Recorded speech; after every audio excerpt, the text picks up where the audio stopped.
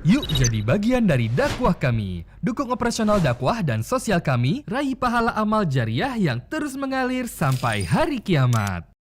Alhamdulillah. Dua susunan kata yang khusus dan spesial selalu terucapkan dari lisan orang-orang yang beriman dan tunduk kepada Sang Pencipta Allah Subhanahu wa taala. Alhamdulillah adalah susunan kata bersyukur, berterima kasih kepada Sang Pencipta Allah yang terlalu banyak bukti-bukti keberadaannya dari ciptaan yang ada di sekitar kita.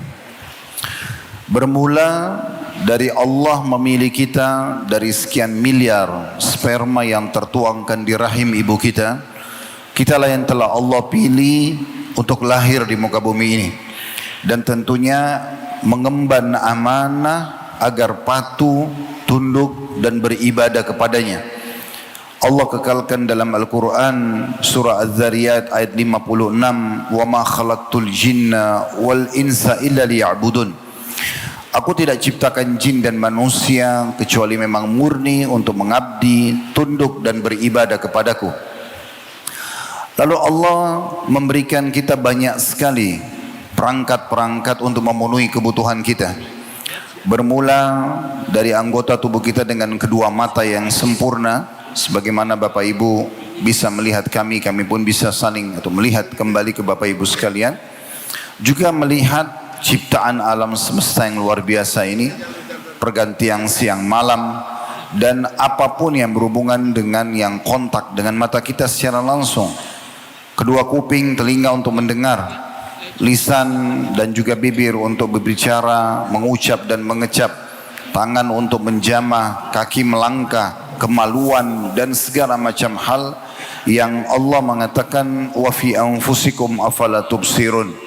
Bahkan dalam diri kalian sendiri, tidakkah kalian melihat tanda-tanda kebesaran Allah itu? Di luar tubuh kita juga Allah siapkan air, oksigen, buah-buahan, sayur-sayuran, apa saja yang selama ini sudah kita nikmati. Semua itu adalah fasilitas yang Allah siapkan dan akan terus kita nikmati sampai salah seorang di antara kita wafat nanti.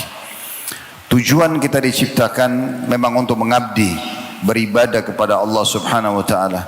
Hadir dalam majelis ilmu seperti ini, menghadiri solat 5 waktu baik di masjid bagi laki-laki dan perempuan mungkin di rumah, membaca Al-Quran, berzikir, bersedekah, bakti dengan orang tua, haji dan umrah, jihad, semua itu adalah tujuan utama kita diciptakan. Setiap orang di antara kita yang sudah dijadikan muslim oleh Allah Subhanahu wa taala, dan saya yakin insyaallah yang hadir semua di sini adalah muslim, itu adalah kesempurnaan dari semua nikmat tersebut. Setelah Allah ciptakan kita, Allah siapkan semua perangkat-perangkat di sekitar kita, lalu Allah sempurnakan dengan memberikan hidayah Islam sehingga kita tahu mana makanan, mana minuman, mana pakaian, mana pendapatan dan mana pergaulan yang boleh dan tidak boleh. Biasa dikenal dalam agama Allah dengan hukum halal haram. Serta sebagai seorang muslim kita bahkan sudah tahu bagaimana meraih nanti kehidupan yang terbaik, bukan cuma di dunia tapi di akhirat sana, yaitu masuk ke dalam surga yang abadi, yang semua dalamnya adalah kenikmatan. Maka ini semua nikmat yang tidak terhingga, dan saya yakin, saya pun jauh-jauh dari Jakarta kemarin take off sekitar 3 jam pakai pesawat yang direct ke kota Kendari ini. Teman-teman juga di sini sudah menghadiri, dan mungkin tadi dari sholat duhur ada juga yang saya lihat yang parkir cukup jauh dan jalan kaki. Saya yakin semua itu teman-teman sekalian karena kita ingin mendengarkan dan mengetahui ajaran Allah Subhanahu wa taala yang merupakan panduan hidup kita. Tapi cukup banyak orang-orang di luar sana selain kita yang tidak mendapatkan hidayah ini. Mereka tidak tahu siapa itu Allah, pencipta alam semesta ini. Mereka tidak tahu tujuan mereka hidup itu untuk apa.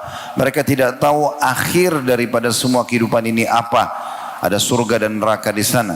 Maka ini sebuah nikmat yang tak terhingga, yang harusnya kita syukuri dan kita pertahankan sampai salah seorang di antara kita wafat. Selalu camkan firman Allah Subhanahu wa taala, "Wala tamutunna illa wa antum muslimun." Jangan pernah kalian wafat kecuali dalam keadaan Islam, mengikuti panduan agama Allah Subhanahu wa taala. Dan juga Allah berfirman dalam ayat yang lain, "Wa'bud rabbaka hatta ya'tiyakal yakin." Sembahlah Tuhanmu sampai datang kepadamu kematian. Dan semoga tentunya kita berdoa kepada Allah Subhanahu wa taala, Allah membuat kita bisa konsisten, istiqamah dalam atau di atas iman dan Islam ini sampai kita bertemu dengan Allah nanti pada saat wafat. Allahumma amin. Selanjutnya kita panjatkan salam hormat kita kepada manusia yang paling pantas untuk dihormati, dijadikan sebagai suri tauladan, manusia yang telah Allah sempurnakan jalur nasabnya, fisiknya, ilmunya, imannya, apapun yang dikejar dari prestasi-prestasi dunia, menjadi pasangan hidup terbaik, menjadi orang tua terbaik, menjadi sahabat terbaik, menjadi saudagar terbaik, menjadi politikus terbaik. Semuanya sudah diraih oleh manusia terbaik ini. Dan Allah memerintahkan kita untuk menciplak dan menjadikannya sebagai suri tauladan. Kekal dalam firman Allah dalam surah Al-Ahzab, "Laqad kana lakum fi Rasulillahi uswatun hasanah." Al-ayah. Sungguh pada utusan Allah itu ada suri tauladan yang baik buat kalian. Buah tidak akan jauh dari pohonnya. Kalau kita menciplak hidup manusia terbaik ini, maka kita pun tidak akan jauh dari keberhasilan-keberhasilan yang telah diraih oleh beliau. Dan mengucapkan salam hormat kepada manusia terbaik ini dijadikan ibadah yang mulia di sisi Allah Subhanahu wa taala. Nabi kita Muhammad sallallahu alaihi wa ala alihi wa sahbihi wasallam telah mengingatkan tentang mengucapkan salam hormat kepada beliau. "Man shalla alayya marratan sallallahu alaihi biha asyarah." Siapa yang mengucapkan satu kali salam hormat kepadaku, maka Allah akan mengucapkan salam hormat kepadanya 10 kali. Sebelum kita membahas materi tabligh akbar kita, yang pada kesempatan ini kami memberikan judul diringkas dengan bahaya lisan. Ada episode 1 dan nanti malam insya Allah ada episode yang kedua. Atau mungkin judul yang lain adalah lisanmu, keselamatanmu atau kecelakaanmu. Dan insya Allah akan panjang lebar kita bahas tentang tema ini. Semoga Allah ikhlaskan niat.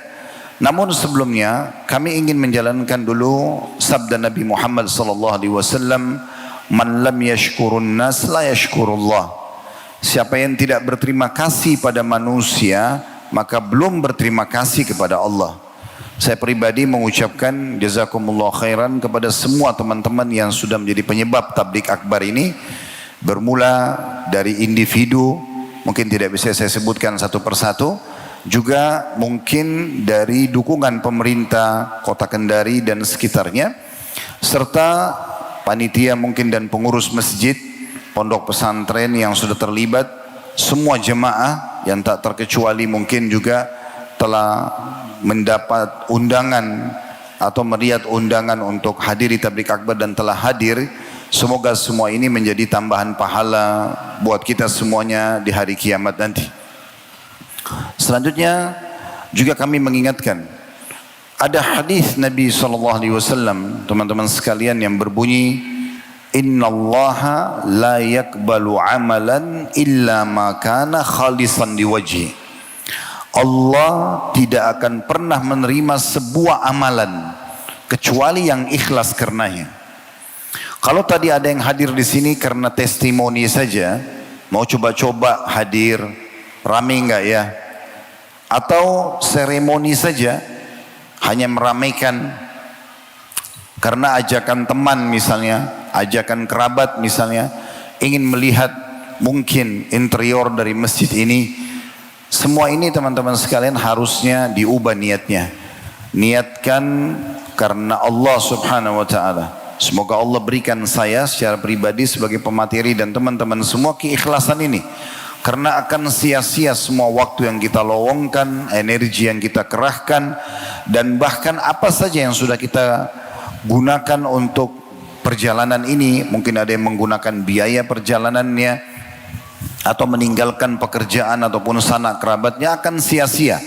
Kapan diikuti dengan sedikit saja riya karena ingin pamer kepada orang. Sebagaimana sabda Nabi SAW, al-yasiru minar riya syirik. Sedikit saja dari riya, walaupun cuma sekejap mata, sudah terhitung syirik kepada Allah Subhanahu wa ta'ala. Majlis ilmu yang anda hadir adalah majlis yang paling mulia di muka bumi. Tidak ada yang mengalahkan kemuliaan majlis ilmu seperti ini. Di rumah Allah, kita duduk bersama-sama, kita mendengarkan firman Allah Subhanahu wa taala, kita mendengarkan sabda Nabi Muhammad sallallahu alaihi wasallam yang nanti akan menjadi panduan hidup kita. Makanya menuntut ilmu seperti ini selalu disambut oleh Nabi SAW. Setiap kali ada yang datang mengatakan, ya Rasulullah, saya ingin belajar agama Allah, maka beliau mengatakan, marhaban bitalabatil ilm, selamat datang para penuntut ilmu. Dan kami pun mengikuti suri tauladan kita, kami mengucapkan buat Bapak Ibu sekalian, marhaban bitalabatil ilm, selamat datang, Masya Allah, jemaah yang berbondong-bondong sebanyak ini dalam majlis ilmu kita. Juga majlis ini dihadiri oleh para malaikat, walaupun tidak nampak dengan mata kita. Terlalu banyak hadis-hadis Nabi SAW dan keutamaan majlis ilmu.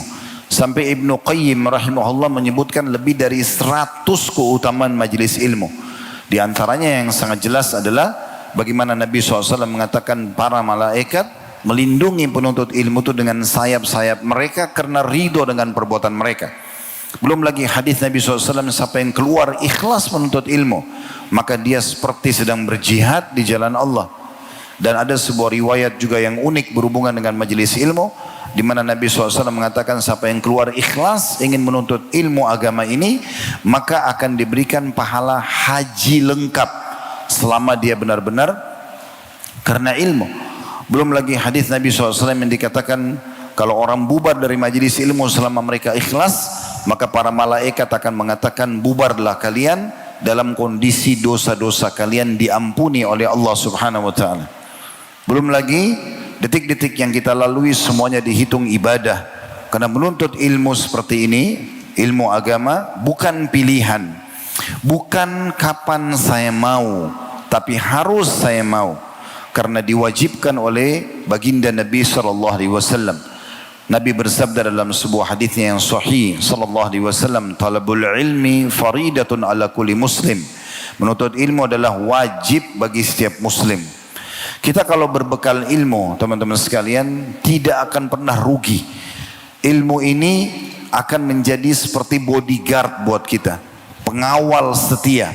Setiap kali teman-teman sekalian belajar ilmu agama ini, maka dia akan secara otomatis menjadi bodyguard kita, pendamping dan pengawal kita. Kalau kita sudah dengarkan misalnya tentang keutamaan sholat contohnya, maka sekali aja kita dengarkan, setiap kali kita dengarkan azan, ilmu itu akan berbicara dengan diri kita mengatakan sholatlah.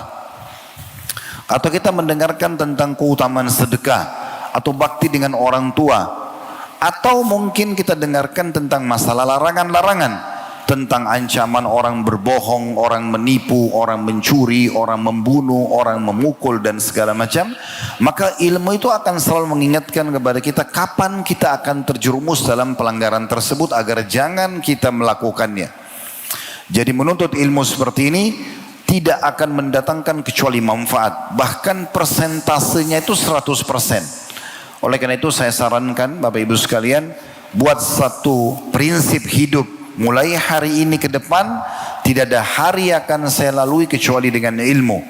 Di masa kita sekarang, media sosial sudah sangat luar biasa.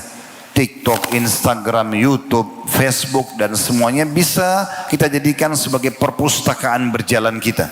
Kita mau dengarkan audio, mau lihat visual, mau baca artikel-artikel pun sudah sangat banyak diangkat di media-media, sehingga kita tidak miskin ilmu di masa sekarang. Di zaman dulu Imam Bukhari rahimahullah, kadang-kadang untuk mengambil sebuah hadis beliau harus melakukan perjalanan 2 bulan, sebulan pergi sebulan pulang, kadang-kadang hanya untuk mendengarkan sebuah hadis. Di masa sekarang di tempat duduk kita di atas ranjang kita, di kendaraan kita, dengan sangat leluasa kita bisa mendengarkan panduan-panduan ilmu dan tidak akan mendatangkan sekali lagi kecuali manfaat. Baik Bapak Ibu sekalian, saya juga duduk di sini bukan berarti karena saya lebih tahu daripada Anda semuanya, tapi karena saya mendapatkan undangan dan meja serta kursi ini juga disiapkan oleh panitia. Bukan saya tidak ingin duduk bersama Bapak Ibu melantai, tapi karena memang sudah seperti ini fasilitas yang disiapkan, semoga ini bisa diridhoi dan dimaklumi. Dan kita sedang menjalankan banyak sekali perintah agama. Di antaranya karena kami diundang untuk memberikan nasihat, Nabi SAW menyebutkan di antara 6 atau 7 hak seorang muslim, idza stansahaka fansah lahu. Kalau saudaramu muslim minta nasihat, berikanlah nasihat. Juga Nabi SAW bersabda, ad-dinun nasihat. Agama ini memang isinya semuanya nasihat. Maka kita harus selalu mengingatkan satu sama yang lainnya. Sekarang kita akan fokus membahas teman-teman sekalian materi kita tentang masalah bahaya lisan. Ada bagian anggota tubuh kita yang tidak bertulang, yaitu lisan atau lidah ini yang banyak dianggap remeh oleh orang-orang. Saya akan coba mulai dengan tagline kita, sebuah statement yang diangkat oleh Imam Nawawi rahimahullah, dan mungkin teman-teman tim bisa memperlihatkan di layar kita bagaimana Imam Nawawi menukil dalam kitab Azkar beliau sebuah statement yang menarik tentang pembicaraan dua pujangga Arab. Orang-orang Arab dulu memiliki orang-orang yang bijaksana, pemimpin-pemimpin mereka, dan ini sebenarnya dua orang bukan orang-orang yang sudah menganut agama Nabi Muhammad SAW, tapi mereka orang-orang yang bersih secara tauhid, tidak bersyirik kepada Allah SWT. Salah satunya adalah Qis ibn Sa'idah, yang Nabi SAW sendiri menyebutkan di dalam buku-buku sirah atau sejarah Nabi disebutkan, karena dia meninggal sebelum Nabi SAW diutus, tapi dia melarang orang-orang Quraisy untuk menyembah berhala, maka dinyatakan dia masuk ke dalam surga. Pernah dia bertemu dengan seorang pujangga Arab yang lain dan bijaksana juga bernama Aktham bin Saifi. An-Nawawi mengatakan dalam kitab Azkar beliau, balagana anna Qis bin Sa'idah wa Aktham bin Saifi ijtama'a. Telah sampai kepada kami informasi bahwasanya dua tokoh besar ini, Qis bin Sa'idah dan Aktham bin Saifi, yang sangat dituakan oleh orang Arab dulu dan sangat bijaksana. Setiap ada perkara-perkara besar, umumnya orang minta nasihat dari dua orang ini. Faqala ahaduhuma li sahibihi. Salah satu dari dua orang ini berbicara kepada temannya. Kam wajadta fi ibni adami minal uyub. Berapa kira-kira yang kamu temukan secara pribadi aib-aib yang ada pada diri anak cucu Adam, kekurangannya. Mereka selalu mencari apa kira-kira yang merupakan kekurangan manusia, lalu mereka nasihatin dan luruskan supaya kekurangan tersebut tersempurnakan. Faqala, maka salah satu dari mereka berkata, hiya akthar min an tuhsa. Dia susah sekali untuk dihitung karena banyaknya. Walladhi ahsaituhu 8,000 aib. Dan yang saya hitung saja pribadi, aibnya anak Adam mencapai 8.000 aib, kekurangan-kekurangan. Wa wajadtu khaslatan in ista'maltaha satartal uyuba kullaha. Tapi saya menemukan ada satu perangai yang kalau perangai itu dijaga baik-baik, maka semua 8.000 aib itu tertutupi. Tidak akan ada masalah dengan aib-aib tersebut. Qala, maka temannya berkata pada teman yang satu yang ngobrol, mahia, apa itu? Apa yang satu itu yang bisa menutupi 8.000 aibnya manusia itu? Qala hifdzul lisan menjaga lisan. Kapan seseorang bisa menjaga dan mengontrol lisannya, maka dia akan selamat dari semua aib-aib. Umar bin Abdul Aziz rahimahullah, seorang dikategorikan raja sekaligus alim, berkuasa menjadi raja kaum muslimin di masa dinasti Umayyah tahun 99 sampai 101 Hijriah. Karena alimnya dan solehnya sampai diberikan julukan oleh sebagian ulama Khalifatul Rashid Al-Khamis. Dia adalah salah satu dari Khalifah Rashidah, penyambung dari Abu Bakar, Umar, Uthman dan Ali, dikenal dengan Khulafaur Rashidin, 4 orang. Yang kelimanya adalah orang ini, karena luar biasa, dia cucu kesekiannya Umar bin Khattab radhiyallahu anhu majma'in. Dia pernah mengatakan, man adda kalamahu min amalihi qalla kalamuhu illa fima ya'ni. Barang siapa yang menghitung ucapannya sebagai bagian dari amalnya, dia tahu apa yang dia ucapkan itu harus bermakna dan menjadi pahala buat dia, menjadi kebaikan buat dia, niscaya ia akan sedikit berbicara kecuali dalam hal-hal yang bermanfaat baginya. Ya saudaraku, seorang muslim, seorang muslimah tidak akan pernah melontarkan kata-kata kosong, tidak akan pernah melontarkan kata-kata bohong.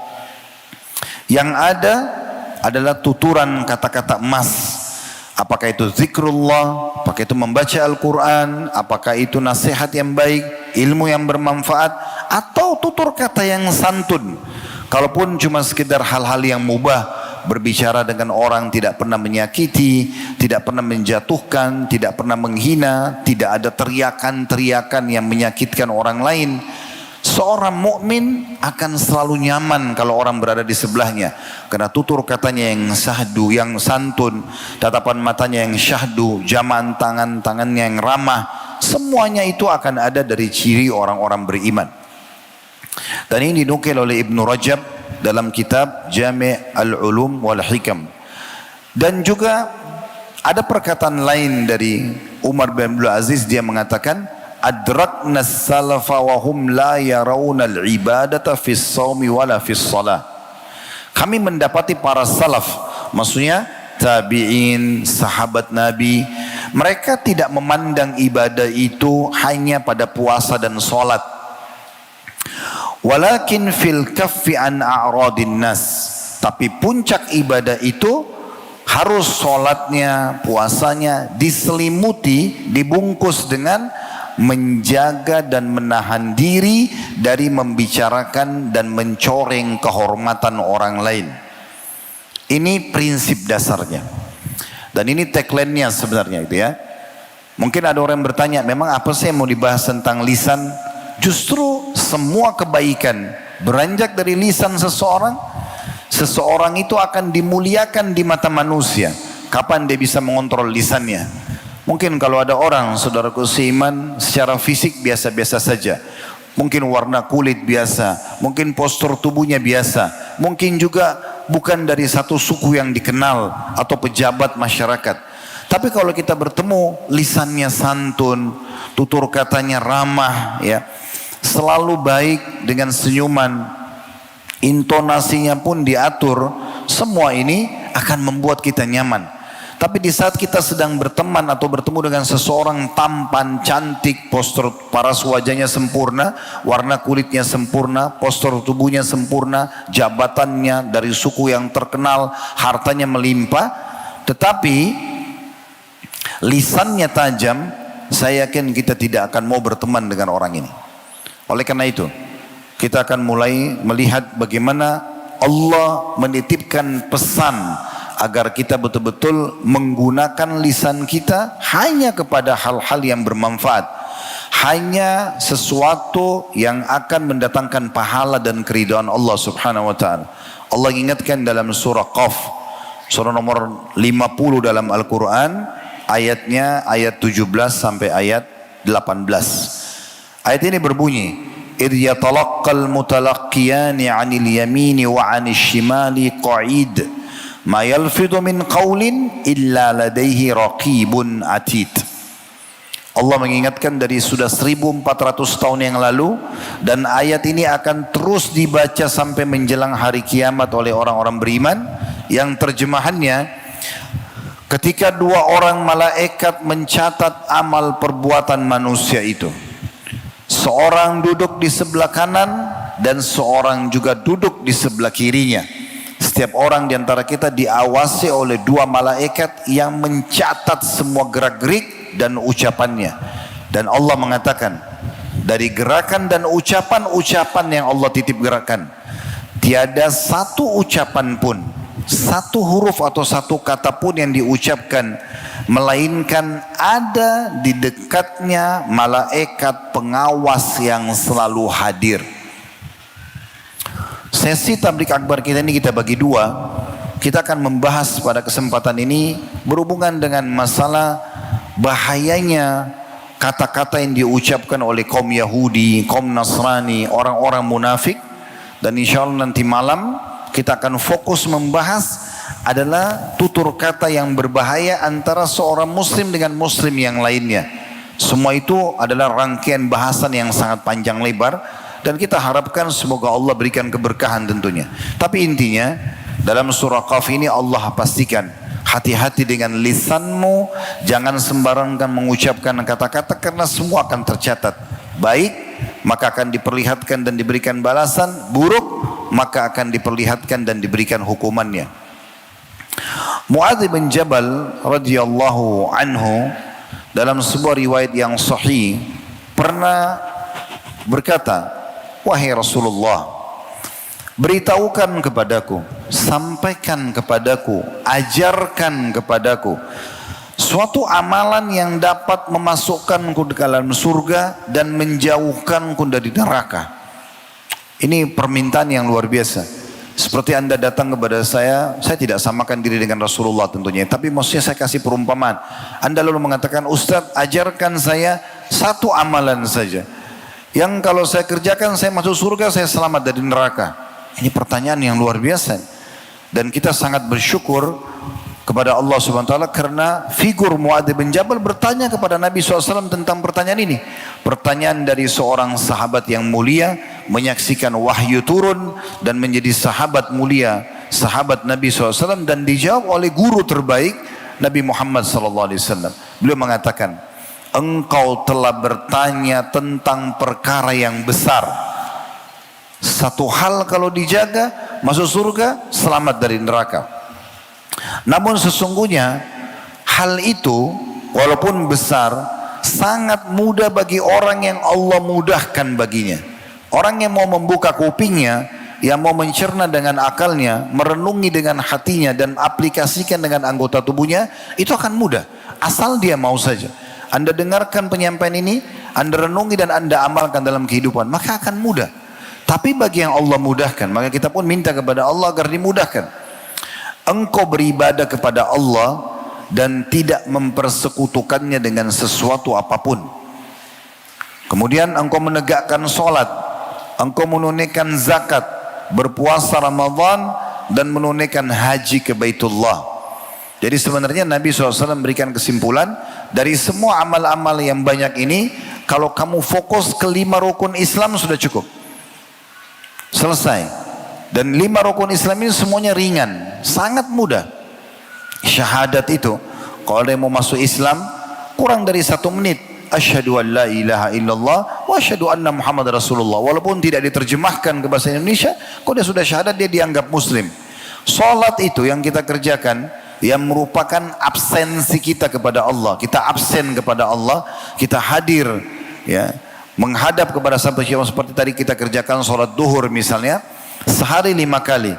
Ini maksimal satu salat 10 menit.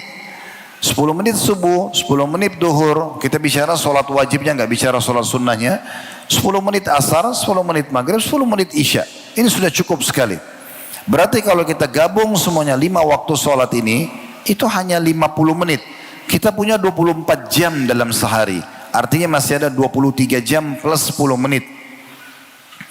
Ini sudah cukup kita kerjakan 5 waktu sholat, masuk dalam kategori amal yang bisa bawa ke dalam surga. Zakat dikeluarkan setahun sekali, bagi yang mampu saja. Puasa Ramadan yang kemarin baru selesai kita kerjakan, alhamdulillah, itu setahun sekali. 11 bulan tidak ada kewajiban puasa, adanya puasa sunnah. Sewajib hanya setahun sekali, dan ini adalah servis tubuh kita yang selama 11 bulan makan, minum, yang panas, yang dingin, yang asam, yang pedas, tanpa kita sortir lagi. Maka puasa Ramadan menyervis kembali tubuh kita selain ibadah kepada Allah. Dan haji sekali seumur hidup bagi yang mampu juga, ringan sekali. Kemudian Nabi SAW berpesan kepada Mu'adz, ini menjadi inti bahasan kita. Maukah aku tunjukkan kepadamu pintu-pintu kebaikan? Ya, nanti di akhir hadis penutupannya ya. Maka Mu'adz mengatakan, tentu ya Rasulullah. Kata Nabi SAW, puasa adalah perisai, sedekah memadamkan kesalahan atau menghilangkan dosa-dosa sebagaimana air memadamkan api, dan sholat seseorang di tengah malam. Kemudian Nabi SAW berkata lagi, maukah aku beritahukan kepadamu pokok segala urusan, tiangnya, puncak ketingginya, sesuatu yang sangat mulia.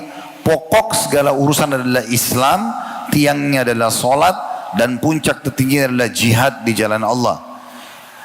Lalu Mu'adz berkata, wahai Nabi Allah, apakah engkau akan memberitahukan kepadaku inti dari semua itu? Dari semua yang anda sampaikan tadi, ibadah-ibadah ini, ada enggak pemikatnya yang bisa membuat saya aman? Sholat saya aman menerima nanti pahalanya, puasa saya aman menerima, semua ibadah ini aman saya terima nanti di hari kiamat. Kata Nabi SAW, tentu wahai Mu'adz. Lalu beliau, Nabi Muhammad SAW, memegang lidahnya, kemudian menarik keluar seraya mengatakan, tahanlah ini. Percuma orang sholat kalau lisannya tajam, percuma orang puasa kalau lisannya tajam. Berapa banyak orang yang bangkrut di hari kiamat, membawa pahala sholat, puasa, haji dan pahala-pahala yang lengkap, tapi satu sisi kata Nabi SAW pernah mencaci maki orang yang ini, pernah memukul orang tersebut, pernah mengambil haknya orang ini, lalu orang-orang tersebut menuntut pada hari kiamat nanti sampai dikategorikan orang yang bangkrut. Tidak asing buat kita hadis tentang orang yang bangkrut hari kiamat. Maka kata Nabi SAW, kau ingin selamat hai Mu'adz, ingin semua ibadah yang kau kerjakan diterima nanti hari kiamat, walaupun kamu cuma kerjakan yang wajib-wajib, tahan lidahmu, bicara kalau diperlukan atau sesuatu yang bermanfaat, tidak menyakiti orang, tidak masuk ke ranah orang lain dan segala macam. Maka Mu'adz waktu itu bertanya, karena heran gitu ya. Mu'adz mengatakan, wahai Nabi Allah, apakah kita akan dimintai pertanggungjawaban atas apa yang kita ucapkan? Yang kita ucapkan ini semua nanti akan diminta pertanggungjawaban, baik ataupun buruk. Maka kata Nabi SAW, thakulatka ummuk atau thakilatka ummuka ya Mu'adz, wa hal yakubbun nasa fin nari ala ujuhim au ala manakhirihim illa hasaidu alsinatihim. Ibumu akan kehilangan engkau bila engkau tidak memahami ini. Maksudnya, kalau kau tidak faham ini tentang bahayanya lisan hai Mu'adz, maka sama saja kalau ibumu kehilangan kamu. Bagaimana kalau ibu kehilangan seorang anak, betapa sedihnya dan ruginya. Maka seperti itu kurang lebih ruginya kamu, seperti ibumu kalau kehilangan kamu, kalau kamu tidak faham ini. Lalu kata Nabi SAW, wahai Mu'adz, bukankah yang menyeret mayoritas manusia ke dalam neraka di atas wajah-wajah mereka, atau dengan hidung mereka semua masuk ke dalam neraka, ya, kecuali dari hasil panen lisan mereka, kecuali dari hasil panen lisan mereka. Makanya Nabi SAW mengingatkan kepada kita dalam hadis Bukhari, innal abda la yatakallamu bil kalimati min ridwanillah la yulqi laha balan yarfa'ullahu biha darajat. Pakai jamak di sini ya, darajat. Kata Nabi Muhammad SAW, sungguhnya seorang hamba, seorang di antara kita dari hamba-hamba Allah, mengucapkan satu kalimat yang diridhoi oleh Allah. Dia ucapkan tutur kata yang baik, zikir, doa, baca Quran, nasihat yang baik, menyapa orang dengan santun misalnya, menghibur orang yang sedang kesedihan. Misal contoh, dia sendiri tidak terlalu memperhatikannya. Dia pikir itu apa sih? cuma mengatakan misalnya kepada orang yang sedih sabarlah, atau orang yang bangkrut misalnya usahanya, dia berikan ide-ide atau dia bantu, walaupun jangan dengan nasihat, dia tidak peduli dengan kata-kata itu, seakan-akan itu adalah ringan. Atau ada mungkin seseorang di antara kita menemukan temannya belum sholat, lalu dia mengajak, ayo sholat yuk, dengan kata-kata itu aja misalnya, tapi itu diridhoi oleh Allah subhanahu wa ta'ala. Kata Nabi SAW, namun Allah akan mengangkat derajat-derajatnya di surga justru dengan kalimat itu. Oleh karena itu hadis ini harus betul-betul jadi renungan buat kita. Semoga Allah jadikan saya orang yang pertama mengamalkan, bukan cuma mengucapkan, dan menjadikan teman-teman juga mudah untuk mengamalkan. Jangan pernah pelit dengan satu kata-kata baik. Kalau ada orang berbuat kebaikan depan mata kita, berikan dukungan walaupun dengan lisan kita.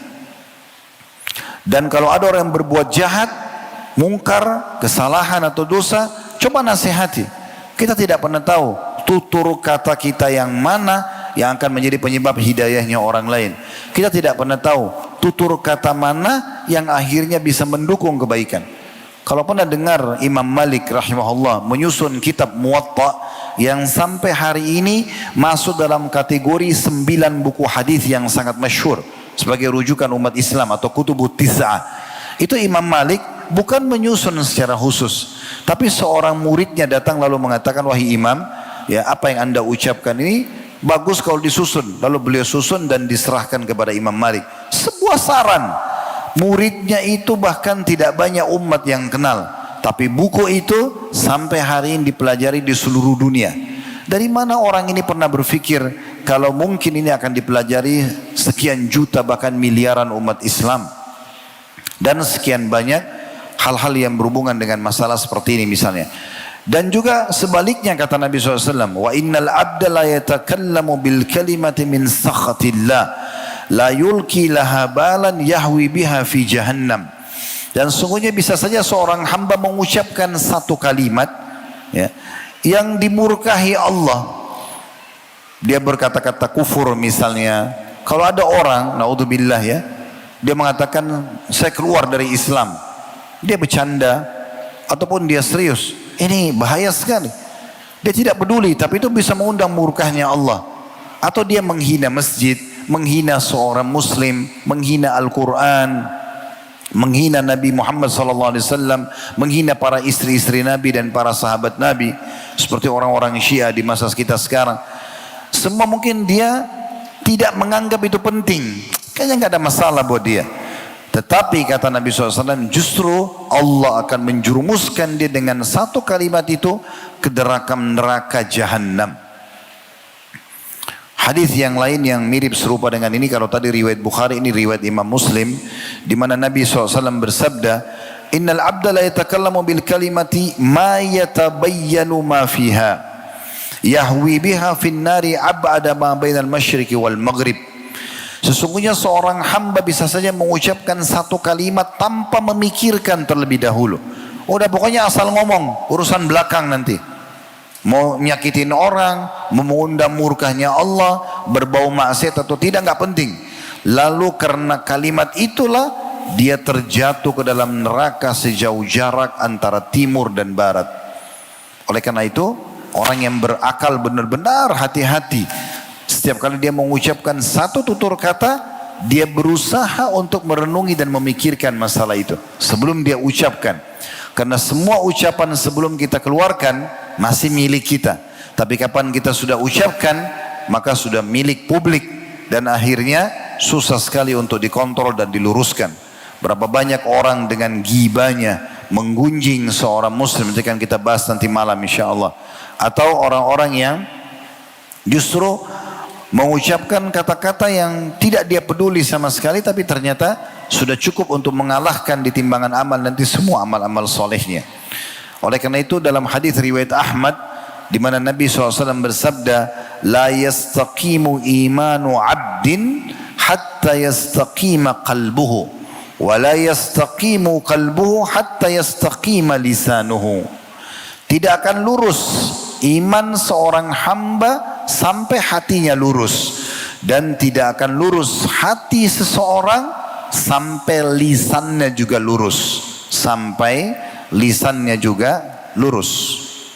Di dalam hadis yang lain Ini beberapa hadis kita angkat di awal-awal kajian kita ini untuk menjadi landasan, pondasi dasarnya. Nanti akan kita masuk ke contoh-contohnya tentang ucapan-ucapan yang sangat berbahaya. Ya tadi saya sudah bilang, yang diucapkan oleh orang-orang non-muslim itu sebagai contoh buat kita, dan akan kita paparkan panjang lebar juga ucapan insya Allah nanti malam muslim kepada muslim yang lainnya.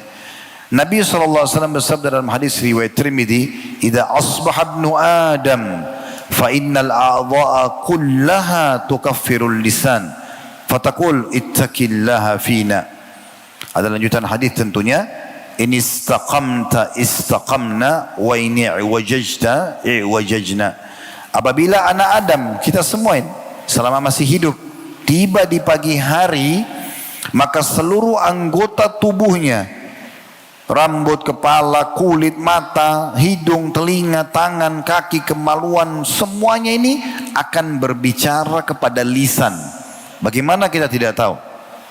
Seraya berkata, "Bertakwalah hai lisan kepada Allah terhadap kami. Ittaqillaha fina. Ini istaqamta istaqamna." Kalau kamu lurus, kami akan lurus. Wa ini i'wajajta i'wajajna. Kalau kamu menyimpang, kami pasti akan ikut menyimpang. Semua kebaikan bermula dari lisan seseorang, semua keburukan bermula dari lisan seseorang. Nabi SAW mengingatkan juga dalam hadis yang disebutkan oleh At-Tabarani dalam Mu'jamil Awsat dan disahihkan oleh Syekh Albani. Kata Nabi SAW, "Aktsaru khataya ibni Adam fi lisanihi." Ketahuilah, camkanlah baik-baik, renungi baik-baik, mayoritas dosa dan kesalahan anak Adam berasal dari lisannya.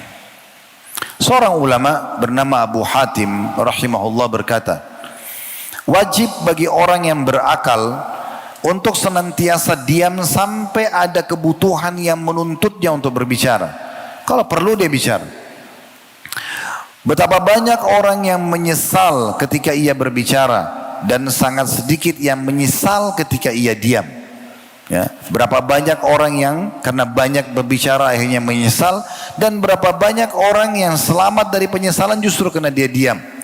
Dan orang yang paling panjang kesensaraannya, kesusahan hidupnya, serta paling besar ujiannya adalah orang yang diuji dengan lisan yang selalu lepas, tidak terkendali, sementara hatinya tertutup untuk berfikir dan merenung. Ada orang subhanallah, apa saja kita bicara, dia selalu hadir di situ, seakan-akan memahami semua permasalahan. Padahal termasuk kebijaksanaan dan akal yang cerdas kalau seseorang tidak terlibat dalam semua hal. Kalau ada urusannya dengan dia, silahkan.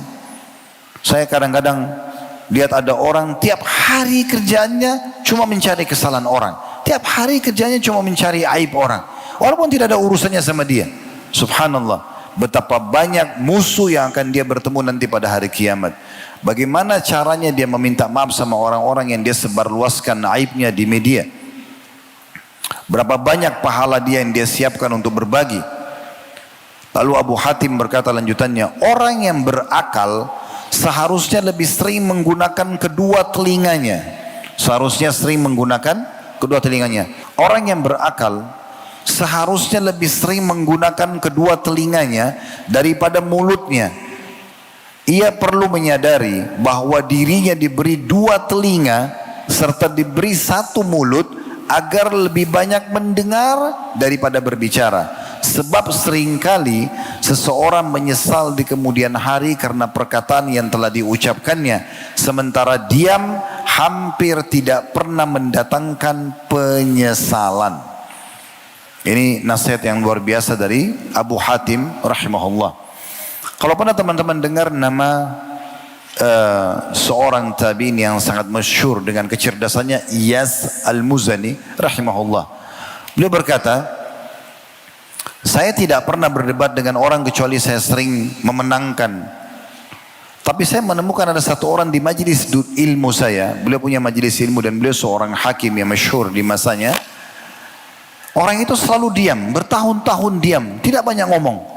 Lalu satu waktu saya datang dan saya dekati dia, lalu saya bertanya, kenapa semua orang banyak yang bertanya, berbicara kecuali Anda? Lalu orang itu, kata Iyas, memberikan sebuah jawaban yang membuat saya menukil selalu perkataannya. Sampai hari ini pun kita mengukil perkataan orang ini walaupun kita tidak mengetahui namanya. Karena Iyas tidak menyebutkan nama orang tersebut. Orang itu mengatakan, saya mendengarkan dengan kuping saya mendapatkan manfaat. Dan saya diam dengan lisan saya, maka saya selamat. Ini adalah perkataan yang bijaksana. Mungkin ada seseorang di antara kita yang berkata, apakah kalau begitu berarti saya harus diam terus, saya enggak ngomong, saya enggak usah bercanda? Bukan. Nabi SAW ngomong, ngobrol. Tiap hari kita mengucapkan kata-kata. Nabi SAW setiap hari menyapa istrinya, anak-anaknya, mengatur manajemen rumah tangganya. Nabi SAW setiap hari jalan dengan para sahabatnya, baik berkumpul di masjid, jalan di pasar, pergi ke medan perang, ngobrol sehari-hari. Seringkali dikatakan Nabi SAW ngobrol di masjid sampai beliau muttaqi. Muttaqi itu meletakkan siku di tanah sambil ngelonjorin kaki dan ngobrol santai dengan para sahabat. Dan Nabi SAW juga bercanda, tetapi tidak ada kebohongan, tidak ada kekerasan, tidak ada menyakiti orang lain. Itu yang dimaksudkan di sini. Jadi jangan sampai teman-teman juga terkurung di satu pemahaman karena kita menyampaikan tadi adanya dalil-dalil ini. Oh berarti saya tidak usah ngomong. Diajak ngobrol sama istri atau suami, saya nggak mau ngomong. Misal, atau temannya, sudah saya nggak mau ngomong, tablik akbar Ustaz Khalid bahaya lisan, saya nggak mau bicara. Bukan itu. Tetap ngobrol, tapi yang kita obrolin maksimalnya yang berpahala, minimalnya yang mubah. Yang mubah yang dibolehkan, tanya kabar orang, ya kan gitu. Misal contoh, sesuatu yang positif dan tidak ada berisikan hal-hal yang bisa berbau maksiat, ya. Tutur kata yang berbau maksiat ataupun sampai menyakiti orang lain. Kita akan coba memberikan contoh teman-teman sekalian. Manusia yang paling dimurkahi Allah dan manusia yang paling buruk sekarang di muka bumi adalah kaum Yahudi. Mereka orang-orang yang terlalu berani melampaui batas. Bukan hanya sekedar kalau anda lihat sekarang pembantaian di Gaza, itu kecil bagi mereka. Tidak usah bicara manusia, Allah saja sebagai pencipta mereka hina. Mereka mengucapkan kata-kata yang membawa pada murkahnya Allah Subhanahu wa taala. Makanya Ibnu Abbas radhiyallahu anhu, sahabat yang mulia, pada saat menyampaikan tafsir akhir potongan ayat surah Al-Fatihah, ghairil maghdubi alaihim waladdallin, kan ihdinas siratal mustaqim, tunjukkanlah kami jalan orang-orang yang lurus. Ya, maksudnya jalan yang lurus, jalannya orang-orang yang mengikuti jalan Nabi Muhammad SAW dan mengikuti Nabi SAW. Siratal ladzina an'amta alaihim, jalan yang telah Engkau berikan nikmat pada mereka, maksudnya Nabi Muhammad SAW dan para sahabatnya, para pengikutnya yang setia. Ghairil maghdubi alaihim waladdallin, bukan orang-orang yang Engkau murkahi dan bukan orang-orang yang sesat. Apa kata Ibnu Abbas? Orang yang dimurkai oleh Allah adalah kaum Yahud, orang-orang Yahudi, karena mereka tahu kebenaran, mereka nggak mau ikutin. Nanti akan kita kasih contoh-contohnya. Dan dolin, orang yang sesat adalah orang-orang Nasrani. Mereka mau mendakwakan agama Allah tapi mereka salah karena mereka mengatakan Allah punya anak. Lalu kita selalu dalam sholat kita wajib atau sunnah, setelah baca Al-Fatihah kita mengatakan amin, kabulkanlah ya Allah, supaya jangan kami termasuk sama dengan golongan-golongan yang Engkau murkahi dan sesat ini. Di antaranya ini tentu banyak sekali sikap kebodohan orang-orang Yahudi, ya. Banyak sekarang orang puji-puji seakan-akan orang pintar. Kalau dalam Al-Quran beda sekali konsepnya. Mereka terlalu berani sampai mereka mengatakan Allah itu miskin dan kamilah orang-orang kaya. Allah kekalkan dalam surah Al-Imran, surah nomor 3, 181. Laqad sami'a Allahu qawlal ladzina qalu innallaha faqiru wa nahnu agniya. Sanaktubu ma qalu wa qatlahumul anbiya'a bighairi haqqin wa naqulu dzuqu adzabal hariq. Sungguh Allah telah mendengar perkataan orang-orang yang mengatakan, ini orang-orang Yahudi, sesungguhnya Allah itu miskin dan kami kaya. Jadi bukan cuma manusia, Allah pencipta alam semesta ini, ya. Dia yang maha kaya. Salah satu sifat Allah itu maha kaya, ghani. Tapi mereka mengatakan Allah itu miskin dan kami yang kaya. Kami akan mencatat perkataan mereka dan perbuatan mereka membunuh para nabi-nabi tanpa alasan yang benar. Dan kami akan mengatakan kepada mereka di hari kiamat nanti, rasakanlah olehmu azab yang membakar, maksudnya di api neraka. Ini bayangkan mereka berani bilang Allah itu miskin. Dalam firman Allah yang lain, mereka juga mengatakan Allah itu pelit, kikir. Allah kekalkan dalam surah Al-Maidah, surah nomor 5 ayat 64. Wa qalatil yahudu yadullahi maglulah. Ya, ini ayatnya cukup panjang, tapi kita ambil ayat di sini, ya. Sampai beberapa, atau kita bacakan lengkap ayatnya. Wa qalatil yahudu yadullahi maglulah gullat aydihim wa lu'inu bima qalu bal yadahu mabsutatan yunfiku kaifa yasha wa la yazidanna katsiran minhum ma unzila ilayka min rabbika tughyanan wa kufra wa alqaina bainahumul adawata wal baghdha ila yaumil qiyamah kullama awqadu naran lil harbi atfa'aha Allah wa yas'auna fil ardi fasada wallahu la yuhibbul mufsidin. Orang-orang Yahudi berkata, tangan Allah itu terbelenggu. Maksudnya adalah mereka bilang pelit. Sebenarnya tangan mereka lah yang dibelenggu dan mereka yang dilaknat, diangkat keberkahan hidup mereka disebabkan apa yang telah mereka katakan itu. Karena perkataannya. Tidak demikian, bahkan kedua tangan Allah terbuka. Dia memberi sebagaimana dia kehendaki. Dan apa yang diturunkan kepadamu, hai Muhammad, dari Tuhanmu, sungguh akan menambah kedurhakaan dan kekafiran bagi banyak di antara mereka.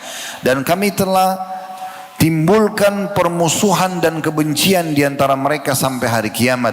Setiap kali mereka menyalakan api peperangan, Allah memadamkannya dan mereka membuat kerusakan di bumi, dan Allah tidak menyukai orang-orang yang membuat kerusakan. Ini dua ayat sebagai sampel, ya, bagaimana Allah menjelaskan perkataan-perkataan buruk orang-orang Yahudi. Ada kejadian di dalam hadis Nabi Muhammad SAW yang unik, dan kejadian ini terjadi di perang Khaybar.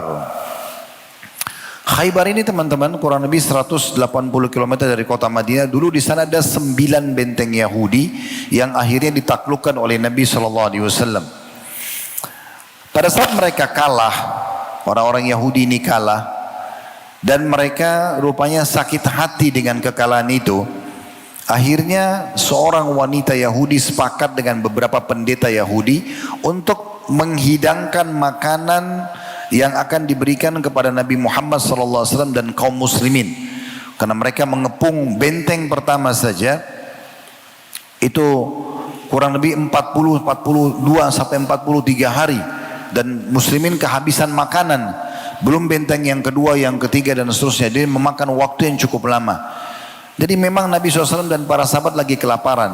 Maka mereka pun menghidangkan di nampan-nampan, di wadah-wadah, makanan-makanan yang diberikan untuk pasukan muslimin. Namun ada satu wadah itu khusus ada paha kambing, ada paha kambingnya. Dan para sahabat tahu sekali kalau Nabi Muhammad SAW sangat gemar dengan paha kambing.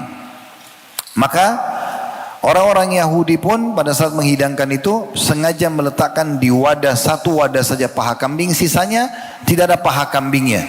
Waktu sahabat-sahabat melihat itu, mereka tahu ini Nabi paling suka paha kambing. Dihidangkanlah wadah itu, piring ada paha kambing untuk Nabi Muhammad SAW, yang lainnya buat para sahabat. Subhanallah, karena sahabat menjaga adab, mereka tidak menyentuh makanan tersebut walaupun lapar sebelum Nabi Muhammad SAW menyentuhnya. Lalu Nabi SAW mengambil sepotong daging dari paha kambing itu, kemudian mengunyahnya. Baru saja beliau kunyah, dan ada beberapa sahabat juga mulai memasukkan makanan ke mulutnya, maka Nabi SAW mengatakan, kuffu aidiakum, tahan tangan kalian, jangan ada yang makan. Maka sahabat mengatakan, ya Rasulullah, kami lapar sudah berapa hari enggak makan. Kata Nabi SAW, tahan tangan kalian. Kumpulkan dan datangkan kepadaku semua pendeta Yahudi. Datangkan semua di sini. Saya mau bertemu dengan mereka. Maka datanglah tokoh-tokoh Yahudi pada saat itu. Pendeta Yahudi datang semuanya, berkumpul di hadapan Nabi SAW. Dan Nabi SAW sudah tahu, orang-orang Yahudi ini, mereka penipu, penjahat. Dan ini ajaran dari Nabi Muhammad SAW, bukan kita yang mengarang-ngarangnya, gitu ya. Dan di masa kita sekarang kita bisa lihat bagaimana kejahatan dan kriminal mereka gitu. Berapa kali mereka buat perdamaian, akad perdamaian lalu mereka pungkiri, mereka khianati. Itu sudah biasa di keyakinan mereka. Maka Nabi SAW tidak menanyakan tentang makanan yang diracuni. Tapi beliau mengatakan begini, ya ma'asyiral yahud, antum musaddiqi in sa'altukum an syai'. Hai orang-orang Yahudi, kalau saya tanya sesuatu jujur gak? Karena akan jawab jujur gak? Mereka mengatakan ya, tentu saja. Dengan percaya dirinya mereka bilang itu. Lalu Nabi SAW bertanya pertanyaan pertama yang tidak ada yang tahu permasalahan itu kecuali beberapa tokoh Yahudi saja. Yaitu penghapusan nasab dan penisbatan nasab kepada orang lain. Di Khaybar ada dua suku Yahudi besar yang diusir dari Madinah sebelumnya, Qainuqa dan Nazir. Dua-dua ini mereka punya jalur kakek, itu ternisbatkan kepada satu orang yang dulu jadi raja, itu lemah secara fisik, nggak bisa memimpin, tapi jadi raja karena keturunan ayahnya raja, dia juga jadi raja gitu. Dan mereka merasa malu kalau dinisbatkan kepada raja yang lemah itu.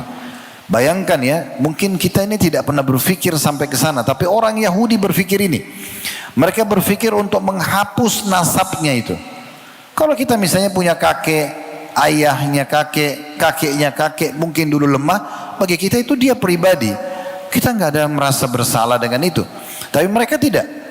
Mereka menghapus nama kakek mereka yang mereka anggap lemah itu. Dicarilah satu orang Yahudi yang pernah jadi raja, terkenal perkasa, pemberani dan punya ide yang banyak. Lalu mereka nisbatkan diri mereka ke kakek itu.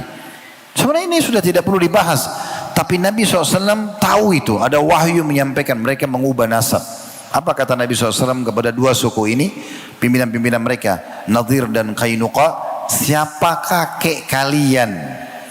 Mereka bilang, kakek kami Fulan bin Fulan. Dipilihlah kakek yang perkasa itu. Lalu kata Nabi SAW, kalian telah dusta. Kakek kalian Fulan bin Fulan. Mereka kaget.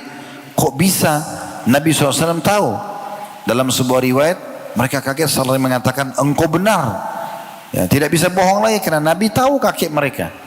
Lalu Nabi ulangi lagi. Pertanyaan yang kedua. Ya ma'asyiral yahud, antum musaddiqi in sa'altukum an syai'. Hai orang-orang Yahudi, jujur gak kalau saya tanya lagi? Mereka bilang tentu saja. Apa perkataan mereka? Kalau seandainya kami dusta, niscaya Allah akan memberitahukan kepadamu sebagaimana Allah memberitahukan kepadamu siapa kakek kami. Ya.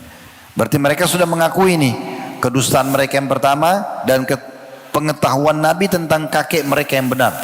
Sekarang pertanyaan kedua Nabi akan tanya, jujur gak? Iya. Mereka bilang, kalau kami bohong pasti nanti Allah akan sampaikan kepadamu. Apa perkataan Nabi? Pegangi baik-baik ini teman-teman sekalian. Kata Nabi SAW, siapa penghuni neraka? Nabi tanya ke orang Yahudi. Riwayat ini riwayat sahih diriwayatkan oleh Imam Bukhari. Tepatnya hadisnya nomor 3169. Kata orang-orang Yahudi, kami akan masuk ke neraka. Mereka akuin, kami akan masuk ke neraka beberapa saat dan akan digantikan oleh kalian, maksudnya umat Islam. Maka kata Nabi SAW, kalian telah bohong, kami tidak akan pernah menggantikan kalian selamanya. Dalam riwayat Bukhari juga ya, berbunyi, tinggallah kalian hina di dalam neraka itu, demi Allah kami tidak akan pernah menggantikan kalian di dalamnya selama-lamanya. Maksudnya orang Yahudi akan kekal di neraka dalam keyakinan seorang Muslim, dan orang Muslim tidak akan masuk neraka yang abadi, tidak akan pernah menggantikan orang-orang Yahudi. Lalu kemudian orang Yahudi terdiam. Nabi SAW bilang lagi yang ketiga kali, hai orang-orang Yahudi, jujur gak kalau saya tanya? Mereka bilang iya. Lalu kata Nabi SAW, apakah kalian meletakkan racun di makanan ini? Kalau pertanyaan ini dari awal Nabi SAW tanya, mereka akan bohong. Tapi karena sudah dua kali terjebak dan akhirnya ketahuan kebohongannya, akhirnya mereka bilang iya, kami letakkan racun. Nabi tanya, kenapa kalian letakkan racun itu? Apa mereka bilang? Kami ingin membuktikan, apakah engkau seorang pendusta ya, atau seorang raja yang hanya sekedar mau merebut kerajaan kami, atau engkau adalah seorang nabi? Kalau engkau nabi pasti engkau tahu itu ada racunnya. Dan subhanallah sekarang Nabi SAW tahu. Apa kata Yahudi? Kalau engkau tahu dan kalau engkau seorang nabi, engkau akan tahu dan tidak akan membahayakanmu. Subhanallah, Nabi SAW tahu. Lalu mereka kaget, mereka mengatakan, siapa yang memberitahukan kepadamu wahai Muhammad bahwasanya dimakannya ada racun? Orang Yahudi saja tidak semua tahu, hanya si perempuan yang jahat yang meletakkan racun dan beberapa pendetanya saja. Maka Nabi SAW dalam riwayat Bukhari ini mengangkat paha kambing itu yang sudah dimasak, setelah mengatakan akhbarani hadza dhira, aku telah diberitahukan tentang racunnya oleh paha kambing ini. Makanya salah satu mukjizat yang disebutkan mukjizat Nabi Muhammad SAW adalah berbicaranya makanan yang beliau pernah makan, ya. Dan ini subhanallah luar biasa kejadiannya, karena membongkar tentang perkataan buruk orang-orang Yahudi dan membuktikan tentang kebohongan mereka sendiri. Kemudian selanjutnya Aisyah juga berkata radhiyallahu anha, ummul mukminin dalam hadis Bukhari Muslim, istadzana rahtun minal yahudi ala nabi sallallahu alaihi wasallam. Ini kejadian yang lain. Kata Aisyah, sekelompok orang-orang Yahudi meminta izin ingin bertemu dengan Nabi Muhammad sallallahu alaihi wasallam. Faqalu, lalu mereka berkata pada saat mendapatkan izin, mau minta izin, assalamu alaik. Assam, alif lam sin alif mim. Yang sebenarnya kan orang kalau ucapin salam assalam, alifnya itu jadi lam alif itu ya. Dan mereka sengaja. Assam artinya kematian untukmu. Mereka pikir Nabi nggak dengar gitu. Fakultu, Aisyah berkata waktu dengar perkataan mereka assam alaik, padahal mereka pamit mau bertemu dengan Nabi baik-baik, kok bilang kematian untukmu, bukan mengatakan keselamatan untukmu gitu kan.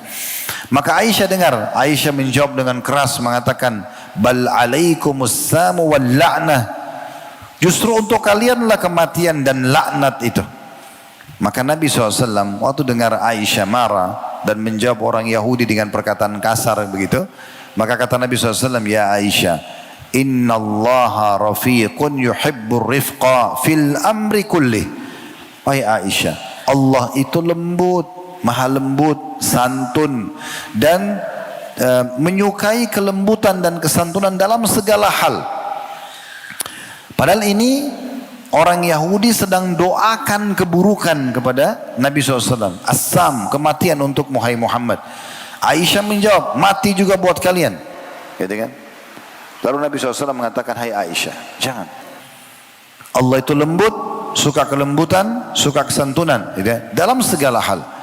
Maka kultu, Aisyah berkata, awalam tasma' ma qalu. Wahai Rasulullah, tidakkah anda dengar apa yang mereka bilang? Mereka bilang assam, kematian. Masa kita diam gitu? Masa kita nggak jawab? Maka kultu wa alaikum. Kata Nabi SAW, saya sudah jawab. Saya hanya mengatakan wa alaikum. Artinya sama sebenarnya. Dan untuk kalian. Dari sini keluar sebuah hukum. Kalau ada orang-orang non muslim yang mengucapkan salam kepada kita, kita cukup jawab. Misalnya dia kenal kita lalu mengatakan assalamualaikum. Dia bukan muslim. Kita cukup menjawab wa alaikum. Cukup begitu saja, nggak usah kita lanjut sampai lengkap gitu ya. Kalau seorang muslim kita jawab setelah salam, assalamualaikum warahmatullahi wabarakatuh, semoga keselamatan dunia akhirat untukmu, rahmat Allah juga untukmu, semoga juga engkau mendapatkan keberkahan atau kecukupan ya. Maka kita jawab juga waalaikumsalam warahmatullahi wabarakatuh, semoga juga keselamatan dunia akhirat untukmu, semoga rahmat atau karunia Allah selalu diberikan kepadamu dan juga semoga berkah untukmu. Tapi kalau ahli kitab atau orang muslim kita cukup mengatakan waalaikum. Dari hadits ini ada pelajaran penting teman-teman sekalian. Bagaimana seseorang muslim diajar oleh Nabi SAW menjadi orang yang berakal dan bijaksana. Sekeras apapun orang itu teriak-teriak depan kita, mencak-mencak, marah-marah, kita hadapi dengan tenang saja. Tidak perlu kita hadapi dengan emosional yang sama ya. Karena nanti akan buyar semua ide kita. Akan buruk juga pemandangan orang kepada kita. Kalau ada dua orang yang sedang bertikai misalnya, A sama B. Si B benar, misal, si A salah. Ya, contoh. Tetapi si B yang benar ini memarah-marahi dan mencaci maki si A di pinggir jalan. Anda tidak tahu siapa yang benar, siapa yang salah. Kira-kira kita akan nilai buruk yang mana? Si B atau si A? Si B sebenarnya benar. Dia punya hak, tapi dia marah-marahin, dia caci maki orang misalnya. Si A ini salah. Tapi di tengah jalan si B lagi marahin si A. Pada saat kita lewat, kita langsung spontan menilai buruk si B, walaupun dia benar. Subhanallah, gitu ya. Jadi ada cara yang bijaksana untuk menjawab orang-orang bodoh, orang-orang yang tidak perlu kita habiskan energi dan waktu kita untuk melayani mereka dengan tutur kata yang cukup. Kamu bodoh, kamu penjahat, kamu ini, kamu itu. Ya sudah, diamin aja. Kalau tidak diamin ya sudah. Ya, kita mengatakan kamu akan tanggung jawab sendiri dengan perkataanmu, selesai, tinggalkan, tidak usah dilayani. Ada orang subhanallah kadang-kadang menghabiskan waktu, energinya di media, bolak-balik serang-serangan sama orang. Apa manfaatnya? Karena manfaat. Dia dosa, kita dosa. Justru pada saat orang lain menyerang kita dan kita bisa bersabar, di situ kedewasaan Anda. Di situ kedewasaan kita dan di situ puncak pahala yang kita dapatkan. Yang kedua, contoh kaum Nasrani. Mereka mengatakan Allah punya anak, ya. Bahkan lebih jauh daripada itu, mereka mengatakan Isa ibnu Maryam alaihi wassalatu wassalam dan ibunya, semoga Allah rahmati, adalah Tuhan itu sendiri. Nabi Isa adalah Tuhan. Tapi perkataan tentang Allah punya anak ini membuat Allah murka sekali. Allah marah sekali. Makanya Ibnu Abbas menafsirkan tadi akhir Al-Fatihah waladhdallin, bukan orang-orang yang sesat. Beliau mengatakan orang Nasrani karena mau mendakwakan agama Allah tapi mereka salah. Dan mereka tidak sadar dengan tutur katanya ini membuat Allah murka. Allah kekalkan dalam surah Maryam.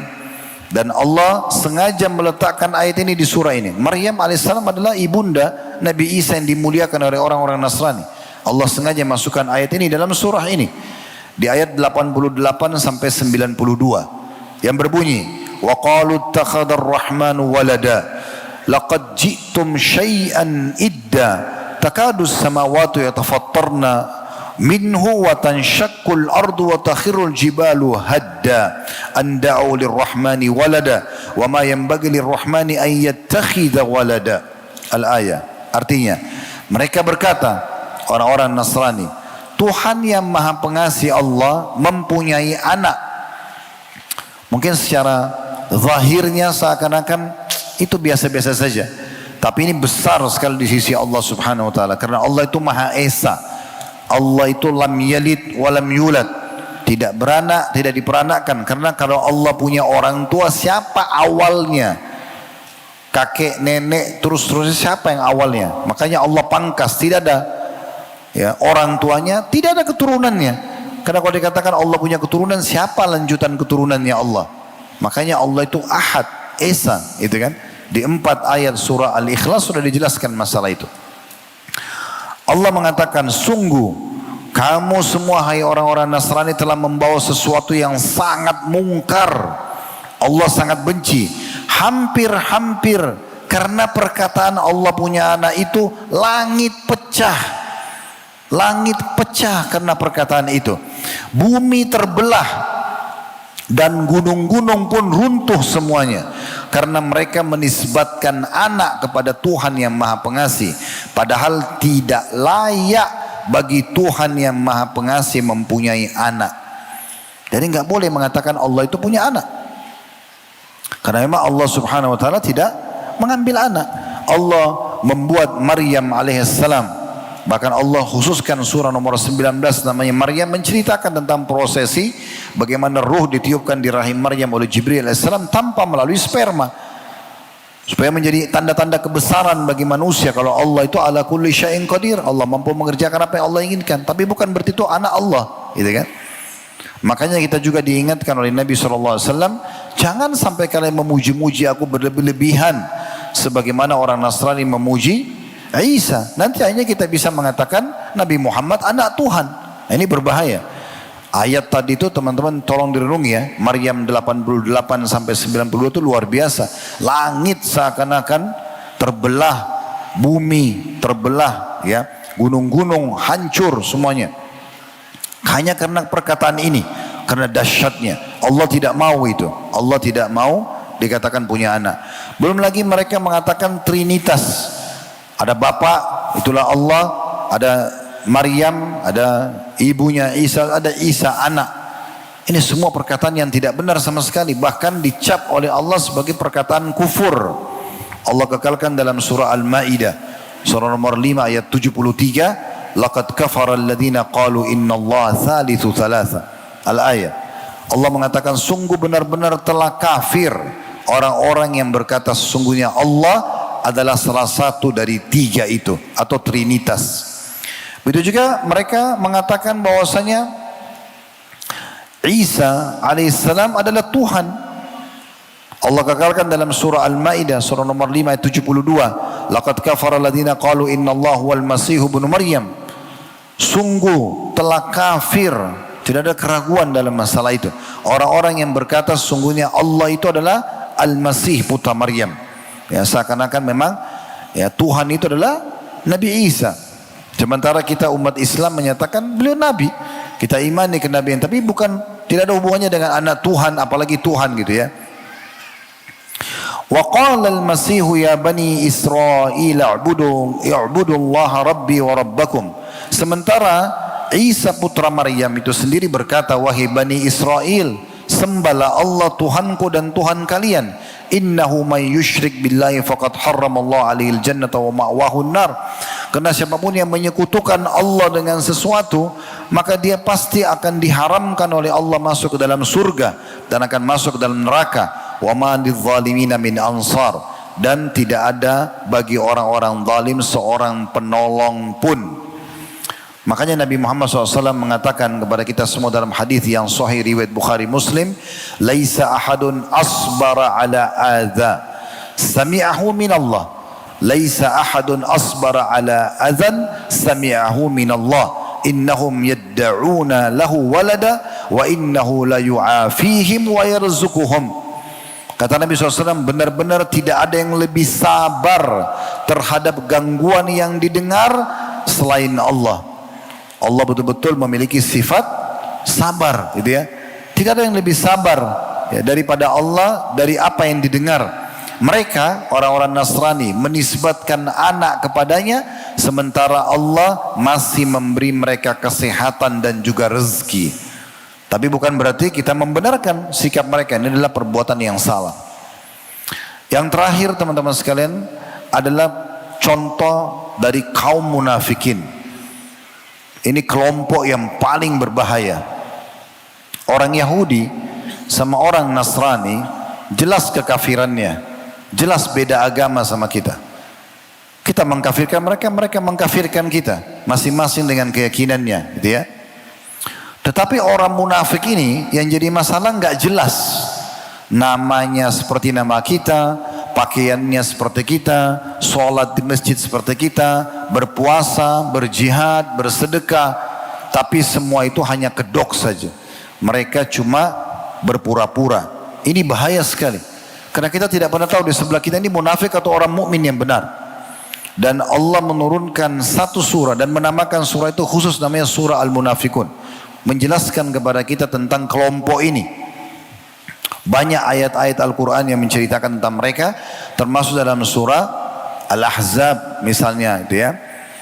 Bahkan peperangan Tabuk, peperangan terakhir Nabi SAW, tadinya mau melawan bangsa Romawi, Heraklius, ya, Kaisar Heraklius yang pada saat itu dikepung oleh Nabi SAW bentengnya, itu tidak berani menghadapi Nabi Muhammad SAW. Dan ulama mengatakan perang Ahzab sebenarnya adalah bukan perang melawan Nasrani, tapi peperangan antara orang-orang beriman dengan orang-orang munafik. Hati-hati dengan kelompok ini teman-teman sekalian, karena nama mereka adalah nama-nama Islam. Nama mereka adalah nama-nama Islam, tapi kebenciannya terhadap Islam luar biasa. Apa saja yang Allah dan Rasulnya katakan, mereka pasti bertolak belakang. Terlalu banyak dalam masalah ini, ya. Di antaranya pimpinan mereka di masa Nabi Muhammad SAW, pimpinannya itu namanya Abdullah bin Ubay bin Salul. namanya Abdullah. Ini dalam hadis yang lain ya, kalau kita mau carikan nama buat anak kita, kalau anak laki-laki kata Nabi SAW, Habbul asma ilallah Abdullah wa Abdurrahman. Nama yang paling Allah cinta adalah Abdullah dan Abdurrahman. Ini nama yang paling baik kalau kita mau pilihkan buat anak-anak kita. Penisbatan penghambaan kepada Allah. Tapi ini tentunya kalau dipakai oleh orang beriman. Bukan mustahil orang munafik pakai. Di masa Nabi SAW, pimpinan mereka bernama Abdullah bin Ubay bin Salul. Satu waktu mereka pernah berkata dan dipimpin oleh orang ini. Mereka bilang, kami tidak pernah melihat orang seperti para qori Al-Quran itu, sambil menunjuk para sahabat Nabi ya. Kecuali mereka adalah orang yang paling rakus perutnya, paling suka makan, paling dusta lisannya, dan paling pengecut ketika bertemu dengan musuh. Ini perkataan mereka pernah ucapkan itu ya. Lalu pada saat mereka sudah ucapkan satu sama yang lain, rupanya ada beberapa sahabat menyampaikan kepada Nabi Muhammad SAW. Lalu mereka takut, jangan sampai ada ayat Al-Quran yang turun membongkar perkataan mereka ini. Tapi subhanallah, Allah turunkan surah At-Taubah, surah nomor 9 ayat 64 sampai 66. Perhatikan baik-baik kejadian sebab turunnya ayat ini ya. Mereka mengolok-olok orang-orang muslim, mengatakan paling rakus makannya, paling penakut menghadapi musuh, gitu kan? Dan perkataan-perkataan yang tidak layak. Seperti misalnya tadi mereka mengatakan paling dusta lisannya, gitu ya. Maka Allah turunkan firman-Nya dalam surah At-Taubah, surah nomor 9 ayat 64 sampai 66, membongkar kedok orang-orang munafik ini. Dan ayat ini setiap kali Anda baca, maka ini berarti tentang kisah tersebut. Ya, Allah suruh kita mengenangnya. Yahdharul munafiquna an tunazzala alaihim suratun tunabbi'uhum bima fi qulubihim qul istahzi'u innallaha mukhrijum ma tahdharun wa la in sa'altahum la yaqulunna innama kunna nakhudu wa nal'ab qul abillahi wa ayatihi wa rasuli kuntum tastahzi'un la ta'tadiru qad kafartum ba'da imanikum in na'fu an ta'ifatin minkum nu'adzib ta'ifatan bi annahum kanu mujrimin. Terjemahan dua ayat ini At-Taubah 64 sampai 66 luar biasa. Kata Allah SWT, orang-orang munafik itu takut akan diturunkan satu surah yang menerangkan apa yang ada dalam hati mereka. Katakan, hai Muhammad, teruskanlah ejekan-ejekan kalian. Sesungguhnya Allah akan menampakkan apa yang kalian takutkan itu. Allah turunkan ayat ini. Dan jika engkau bertanya kepada mereka, kenapa kalian ucapkan kata-kata itu? Kenapa bilang para sahabat itu adalah orang-orang yang paling rakus perutnya, paling dusta lisannya, paling penakut kalau bertemu dengan musuh? Mereka berkata, oh kami hanya bersenda gurau dan bermain-main saja. Itu kan cuma bercanda. Kalau sudah kepepet selalu begitu. Itu kan cuma bercanda, masa begitu aja sudah tersinggung misal. Maka Allah mengatakan, katakanlah hai Muhammad, dan ini menjadi sebuah hukum. Kita akan dengarkan nanti pendapat ulama menjelaskan ending atau penutup ayat ini. Katakan hai Muhammad, kata Allah kepada orang-orang munafik itu, apakah terhadap Allah, ayat-ayatnya dan rasul-rasulnya kalian berolok-olok, bercanda, main-main? Jangan kalian meminta maaf, karena sungguhnya kalian telah kafir setelah kalian beriman. Ya.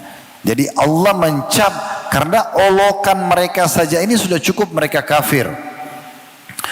Lalu kata Allah SWT, ya, kalau kami memaafkan sebagian dari kalian kelompok itu, maka tetap yang sudah bertaubat, tetap kami akan menyiksa sebagian kelompok yang lain, karena mereka adalah orang-orang yang berbuat kejahatan. Perhatikan teman-teman sekalian, mengolok syiar agama apa saja, kalau sudah menjadi syiar agama, masjid, warnanya, bangunannya, atau apa saja, tolong renungi ini ya. Kadang-kadang seseorang di antara kita tidak sadar dengan tutur katanya.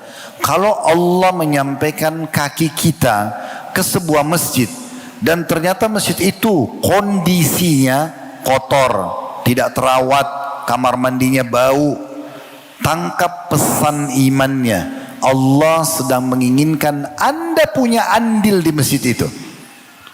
Kesempatan kita laundrykan, cucikan karpetnya, panas, datangkan kipas angin, belikan AC, rusak, renovasi, kamar mandinya bau, perbaikin, ajarkan marbotnya cara membersihkan, berikan anggaran bulanan agar bisa dirawat masjid tersebut. Bukan justru pulang dari masjid sambil mengatakan bau masjidnya, kotor masjid itu.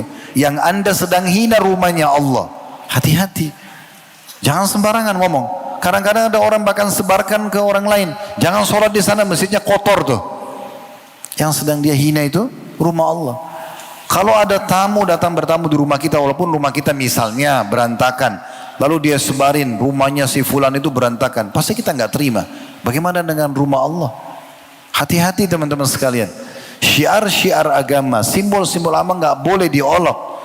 Bahkan sampai kepada pakaian muslim pun. Kalau kopiah ini sudah menjadi simbol Islam, jilbab juga begitu, sudah syiar agama, perintah agama, maka nggak boleh diolok. Jenggot, pakaian, penampilan ya, atau apa saja, nggak boleh diolok sama sekali. Mengolok-olok ini masuk seperti cirinya orang-orang munafik, bahaya sekali. Kalau Anda belum bisa mengamalkan, jangan olok orang yang mengamalkan. Nggak boleh sama sekali. Ini berbahaya. Perhatikan ya. Dan sebaliknya, kalau kita memuliakan syiar-syiar agama, kita memuliakan masjid, penampilan seorang muslim, Al-Quran, apalah majelis ilmu, kita muliakan, itu ibadah. Sebagaimana Allah mengatakan dalam surah Al-Hajj, surah nomor 22 ayat 32, "Dzalik wa may yu'azzim sya'airallahi fa innaha min taqwal qulub." Demikianlah, dan barang siapa yang mengagungkan syiar-syiar Allah, simbol-simbol agama, ya, syariat-syariat Allah, maka sungguh termasuk ketakwaan hati. Perhatikan ulama-ulama berpendapat tentang At-Taubah 64 sampai 66. Ibnu Taimiyah berkata dalam Majmu' Fatawa beliau,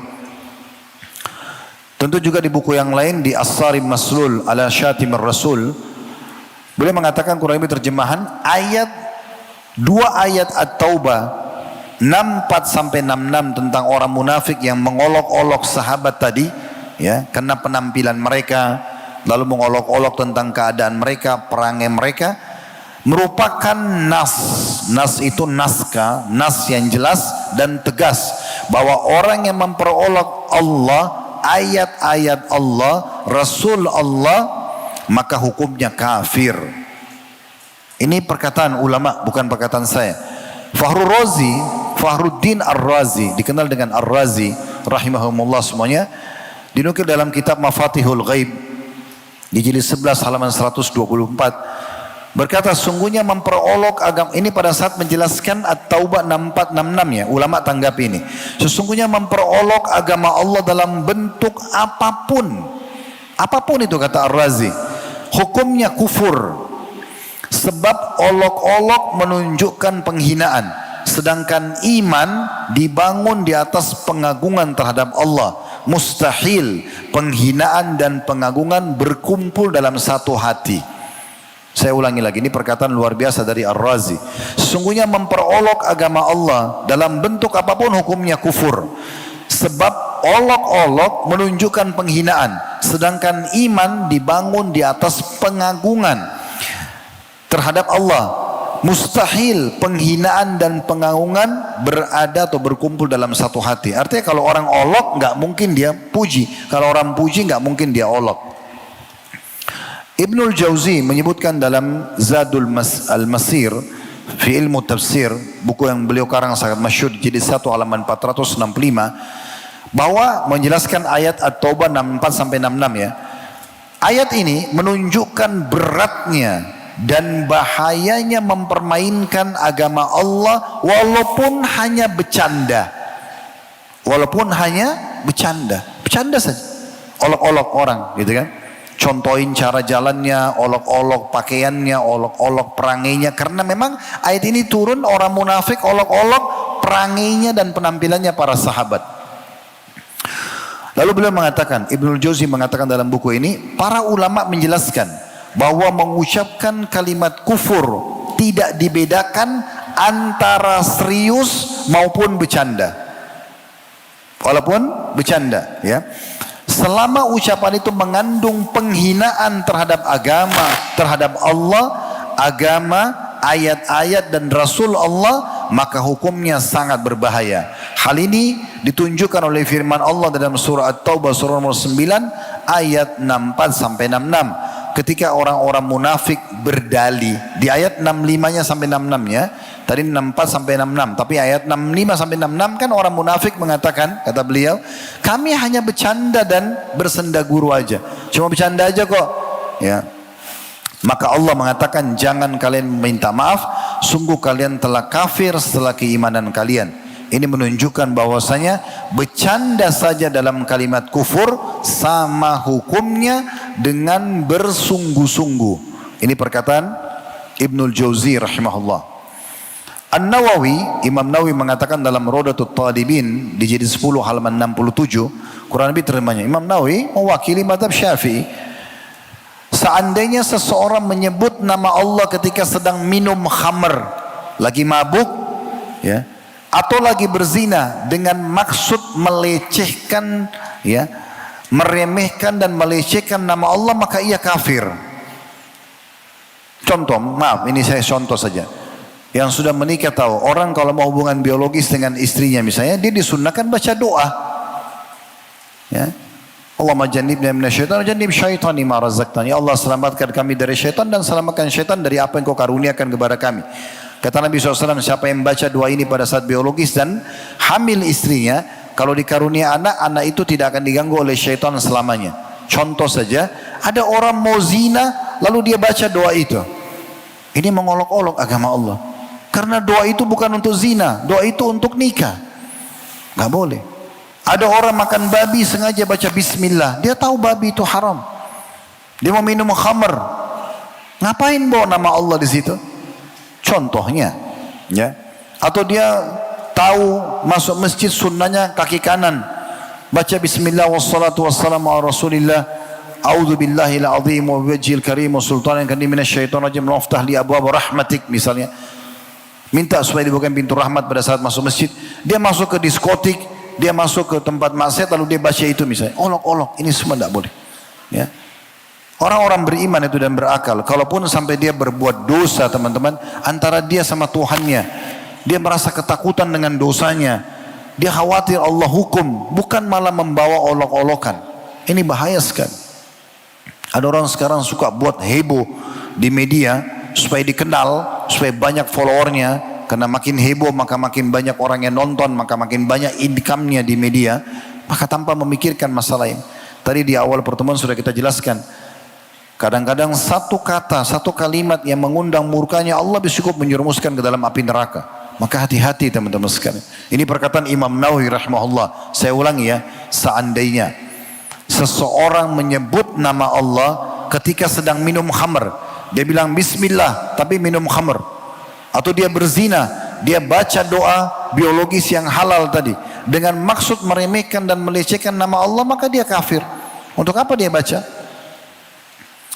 Ibnu Qudama dalam kitab Al-Mughni mewakili mazhab Hanabila di jilid 12 halaman 113 mengatakan, barang siapa mencaci Allah maka hukumnya kafir, baik ia bercanda maupun bersungguh-sungguh. Semua hampir disepakati begitu. Dan sifat orang-orang munafik ini luar biasa, ya. Tentu Nabi SAW sudah sebutkan ciri mereka.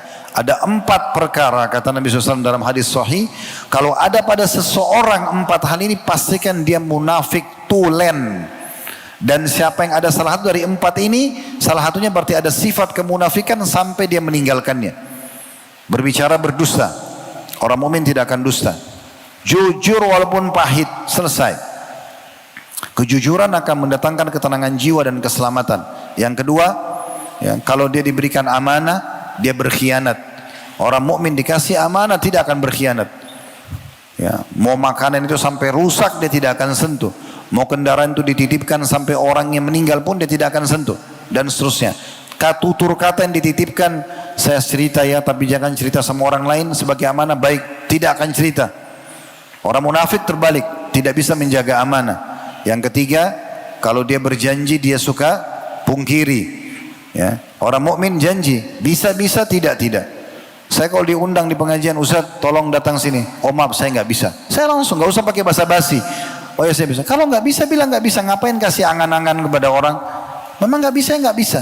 Anda ditanya lapar nggak? Iya lapar. Nggak usah bohong. Untuk apa bohong? Sudah makan, sudah makan. Belum makan, sudah belum makan. Gitu kan? Karena ada orang tidak enak bukan pada tempatnya. Enggak, orang mukmin tidak ada sih. Apa yang nampak di wajah ini itu dalam hatinya orang mukmin. Suka ya suka, nggak suka ya nggak suka. Selesai. Jangan menjadi orang munafik yang dua wajah, senyum tapi dalam hatinya jengkel. Itu nggak ada dalam orang mukmin. Terus yang terakhir, kalau dia bertikai maka dia curang.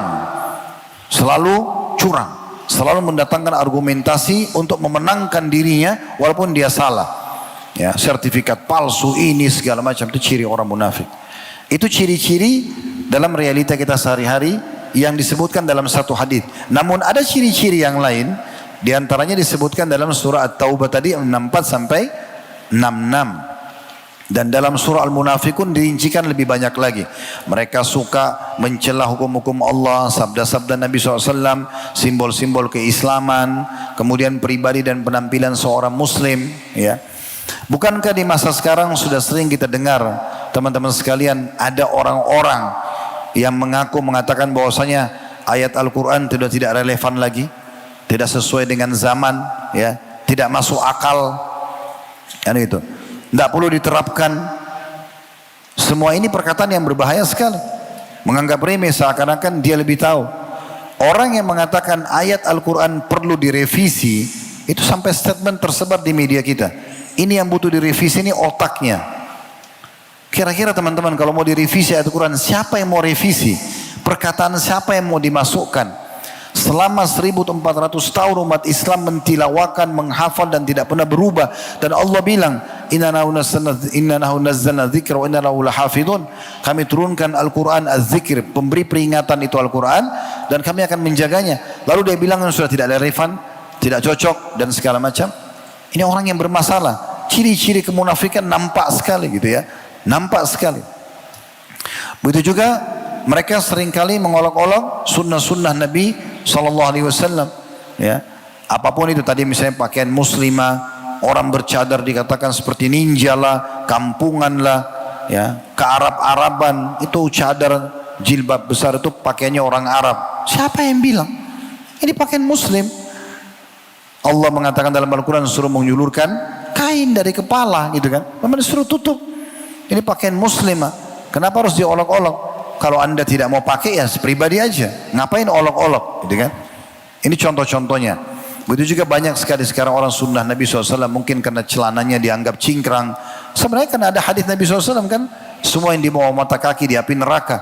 Orang yang mengangkat kain celananya di atas mata kaki justru karena khawatir masuk neraka. Nabi yang bilang, bukan perkataan manusia biasa. Maka kalau kita belum bisa lakukan, minimal jangan olok, karena mengoloknya ini bahaya, gitu kan?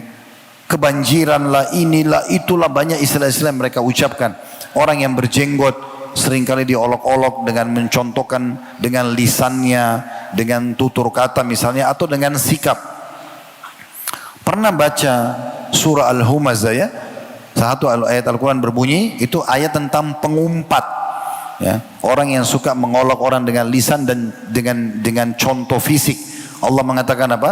Wailun likulli humazatin lumazah. Wail itu artinya kecelakaan, kebinasaan, kehinaan, lembah di api neraka untuk penyiksaan. Untuk setiap dua kelompok. Humaza, lumaza. Apa kata ulama? Sebagian ulama, humaza adalah alladhi ya'ibun nasu biqaulihi. Orang yang suka menceritakan aib orang lain dengan lisannya. Sementara lumaza bedanya cuma di huruf pertama. Yang pertama pakai ha, yang kedua pakai lam. Lumaza itu alladhi ya'ibun nasu bifi'lihi. Orang yang mencontohkan aib orang lain dengan sikapnya. Temannya cadel dicontohin, pincang kakinya dicontohin, jadikan bahan olok-olok. Ini bahaya sekali. Apalagi kalau orang-orang beriman, ya. Jangan terpengaruh teman-teman hanya karena kondisi ekonomi dia biasa, penampilannya biasa, lalu kita anggap remeh orang lain. Bahkan dalam Islam ada namanya hukum syamata, menganggap remeh orang lain. Umar bin Khattab mengatakan, saya khawatir kalau ada seorang ibu hamil lewat di depan saya dengan perut besar, Lalu saya katakan, ih perutnya besar ya. Saya takut Allah tiba-tiba membuncitkan perut saya. Gak boleh. Nanti akan kita bahas panjang lebar juga di malam nanti tentang masalah olokan muslim terhadap muslim yang lain. Ini kita masih bicara tentang orang non muslim terhadap muslim. Orang munafik itu bukan muslim ya. Mereka berpura-pura Islam saja. Intinya mereka mengolok-olok. Sementara kita tahu orang-orang beriman itu memang mereka tunduk dengan syariat Allah justru karena menjalankan firman Allah SWT dalam surah Al-Ahzab. Surah nomor 33 ayat 36, wa ma kana lil mu'minin wala mu'minatin idza qadallahu wa rasuluhu amran an yakuna lahumul khiyaratu min amrihim. Tidak pantas bagi orang yang mengaku mukmin laki-laki dan mukminah perempuan apabila Allah dan Rasulnya telah menetapkan satu ketetapan, mereka masih memilih pilihan yang lain dalam urusan mereka. Abdullah bin Ubay bin Salul juga pernah punya kejadian ini, dan ini ciri yang lain juga ya dalam surah Al-Munafikun. Pernah terjadi teman-teman sekalian dalam satu perjalanan peperangan Nabi SAW pulang dari perang ya. Di tengah jalan ada dua orang muslim, dua-duanya kebetulan posisinya sebagai budak, hamba sahaya. Yang pertama itu Jahjah Al-Ghifari, ini budaknya atau mantan budak tepatnya ya. Mantan budaknya Umar bin Khattab. Umar bin Khattab sudah bebasin dia. Dengan satu orang dari kalangan Ansar, maaf, yang satu ini bukan budak. Jahjah saja ini mantan budaknya Umar. Yang satu ini dari golongan Ansar bernama Sinan bin Wabr al-Juhani. Mereka sama-sama ngambil air di satu sumber air, tiba-tiba bertikai. Entah apa sebabnya bertikai. Pada saat lagi bertikai, rupanya mereka karena baru pulang perang, masih panas-panasnya dengan perlengkapan perang, maka tiba-tiba salah satunya mengatakan, wahai orang yang Jahjah ini bilang, wahai muhajirin, tolong saya. Dia panggil orang-orang yang hijrah dari Mekah, muhajirin. Maka sebagian orang muhajirin ada yang datang mau menolong dia. Maka si Sinan ini, orang Madinah Al-Ansar, bilang juga, wahai orang-orang Ansar. Manggil juga kelompoknya dia. Maka berkumpul juga orang Ansar. Ini hampir dua muslim bertempur ini. Hanya karena pertikaian yang terjadi. Waktu mendengar itu, tokoh orang munafik yang namanya Abdullah bin Ubay bin Salul tadi menunggangi keadaan. Dia kumpulkan orang-orang Madinah, karena dia salah satu tokoh Madinah. Orang-orang Ansar, dia mengatakan, ini semua mereka berani buat itu. Orang-orang muhajirin berani mau berperang dengan kita karena perbuatan kalian sendiri. Wahai orang-orang Ansar, kalian memberi tempat tinggal kepada mereka. Karena waktu orang muhajirin hijrah dari Mekah ke Madinah, Nabi SAW suruh sambut mereka. Maka orang-orang Ansar dalam surah Al-Hasyr disebutkan, wa yu'thiruna ala anfusihim walau kana bihim khasasa. Mereka memaksakan memberikan apa yang terbaik buat saudara mereka muhajirin walaupun mereka butuh gitu ya. Maka Abdullah bin Abi Salul bilang sama orang Ansar, itu karena perbuatan kalian tuh. Karena kalian kasih tempat-tempat tinggal buat mereka, kalian berbagi harta dengan mereka. Kalau kalian tidak memberi mereka apa yang kalian miliki, niscaya mereka akan pergi dari sekitar kita. Tidak perlu mereka tinggal di Madinah lagi. Lalu dia mengucapkan kata-kata yang berbahaya. Ini membuat dia juga menambah kekufurannya. Sebenarnya dia sudah kafir, dia munafik. Dia mengatakan, ini seperti pepatah yang mengatakan, gemukkan anjingmu maka ia akan menggigitmu. Dan dia juga berkata, nanti kalau kita tiba di Madinah, maka orang yang mulia, itu disebutkan dalam surah Al-Munafikun, maksudnya dirinya, akan mengeluarkan dan mengusir orang-orang yang hina. Yang dimaksudkan adalah Nabi Muhammad SAW dan para muhajirin. Ini perkataan luar biasa. Dia sengaja nunggangi. Ini mumpung nih muhajir sama Ansar mau berperang, sekalian dia mau hancurin umat Islam. Waktu Abdullah bin Ubay bin Salul mengucapkan kata-kata ini di depan orang-orang munafik dan orang-orang Ansar, ada satu anak muda, masih muda sekali anak ini, belasan tahun umurnya, namanya Zaid bin Arqam radhiyallahu anhu. Boleh dengar perkataan itu. Maka beliau langsung melapor ke pamannya. Lalu pamannya melapor kepada Nabi SAW. Dalam riwayat lain, dia langsung melapor kepada Nabi SAW. Ya Rasulullah begini, Abdullah bin Abi Salul bilang begini, Perkataan yang luar biasa. Ya, ini karena perbuatan, apakah mereka sudah berani buat itu? Ini karena perbuatan kalian. Kalian yang telah memberikan tempat tinggal buat mereka, berbagi harta dengan mereka. Kalau kalian tidak lakukan, maka tidak mungkin mereka tinggal di sekitar kita. Ini seperti pepatah, gemukkan anjingmu, dia akan menggigitmu. Dan nanti kalau tiba di Madinah, orang yang mulia, maksudnya dia, akan mengusir orang yang hina. Abdullah bin Abi Salul ingin mengusir Nabi SAW. Sampai ke telinga Nabi SAW. Maka Nabi SAW panggil Abdullah bin Abi Salul. Tanya di depan para sahabat, apa benar perkataan ini? Abdullah bin Abi Salul berbohong. Ini ciri orang munafik. Dia bersumpah atas nama Allah dengan serius bahwasanya tidak benar. Sampai-sampai sebagian sahabat pun ada yang mengatakan mungkin Zaid ini salah. Karena masih anak-anak, masih belasan tahun, mungkin dia salah dengar. Maka Zaid bin Arqam sedih pada saat itu. Subhanallah, Allah turunkan surah Al-Munafikun, surah nomor 63 ayat 8 yang membongkar kedok perkataan Abdullah bin Ubay bin Salul ini. Yaquluna la irja'na ila al-madinati la yukhrijanna al-a'azzu minha al-adhal walillahi al-izzatu walirasuli walilmu'minina walakinnal munafiqina la ya'lamun. Mereka berkata, kata Allah, sungguh jika kita telah kembali ke Madinah, pasti orang yang kuat akan mengusir orang yang lemah darinya. Padahal kekuatan itu hanya milik Allah, Rasulnya, dan orang-orang beriman. Tapi orang-orang munafik tidak mengetahuinya. Allah bongkar kedoknya. Ya. Dan terlalu banyak teman-teman ciri orang-orang munafik ini. Kisah yang sangat masyhur tentang masalah perang Tabuk. Ketika Nabi SAW mengajak umat Islam perang Tabuk, itu ujian yang berat memang ya. Kalau kita hadir di masa itu, di tahun terakhir, ini peperangan terakhir Nabi SAW setelah pulang berperang, beliau meninggal dunia gitu ya. Peperangan ini tadinya Nabi membentuk pasukan dan itu wajib semua laki-laki yang sehat ikut perang. Kalau kita hadir waktu itu kita wajib berperang. 30.000 pasukan muslim berkumpul pada saat itu untuk menuju ke Tabuk. Tabuk jauh, sekitar 1.000 km dari kota Madinah. Zaman sekarang aja jauh sekali ya. Mungkin bisa 1,5 jam, 2 jam pakai pesawat gitu ya. Maka Nabi SAW kumpul para sahabat untuk pergi ke sana. Subhanallah, waktu itu perintah Allah dan Rasulnya untuk berperang. Ini ujian bagi orang beriman. Pas 1 atau 2 hari lagi mau panen. Udah mau panen kurma. Dan ini adalah sumber income utamanya masyarakat Madinah. Jadi kalau misalnya kayak teman-teman di sini nelayan, misalnya sumber income-nya utamanya itu adalah hasil laut. Maka pada saat itu perintah Allah dan Rasulnya pergi berperang. Wajib, tidak boleh ada pilihan. Maka orang-orang beriman pergi semuanya. Lalu orang-orang munafik cari alasan. Terlalu banyak mereka mengatakan diantaranya. Mereka bilang perjalanan ini di musim panas tidak ada manfaatnya. Kenapa kita tidak tunggu panen dulu?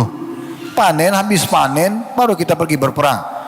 Lalu mereka juga mengolok-olok banyak dengan kata-kata, diantaranya mereka mengatakan panas cuacanya. Lalu Allah mengatakan Qul naru jahannama asyaddu harra. Katakan hai Muhammad, neraka jahannam itu jauh lebih panas daripada itu. Lalu mereka pun banyak mencari alasan untuk tidak ikut berperang di perang Tabuk gitu ya.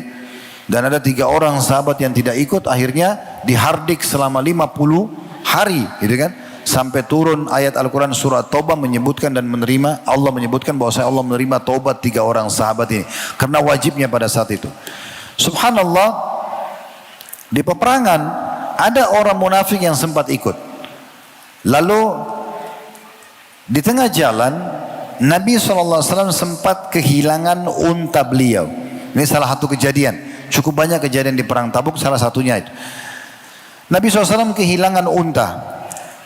Maka pada saat itu Nabi SAW bilang kepada para sahabat, coba cari unta saya. Waktu mendengar ini, Nabi SAW ada di satu kemah. Dan di kemah itu ada satu orang sahabat punya kemah di sebelah kemah Nabi. Tapi dia lagi tidak di kemahnya, dia lagi ada di kemah Nabi Muhammad SAW. Waktu tersebar berita, carilah unta Nabi. Ada satu orang munafik di kemah sebelahnya kemah Nabi ini bilang, apakah ini yang mengaku sebagai Nabi? Masa untanya aja hilang dia nggak tahu di mana? Dia sengaja, orang munafik selalu begitu, ya, mencari masalah supaya kita tuh benci kepada Allah dan Rasulnya. Dia bayangkan kalau kita hadir di saat itu, apalagi kalau imannya masih lemah. Nabi kan bilang, unta saya hilang, cari unta saya. Orang munafik ini tunggangi langsung. Inikah yang mengaku sebagai Nabi? Masa Nabi nggak tahu untanya hilang di mana? Bukankah kita bisa terpengaruh? Sangat bisa terpengaruh, gitu kan? Tapi subhanallah, Allah selamatkan orang beriman pada saat itu. Subhanallah, waktu orang itu mengucapkan di sebelah kemah Nabi, dan Nabi di kemah beliau mengucapkan suruh cari unta, pemilik kemah ini yang ada di kemah Nabi pulang ke kemahnya.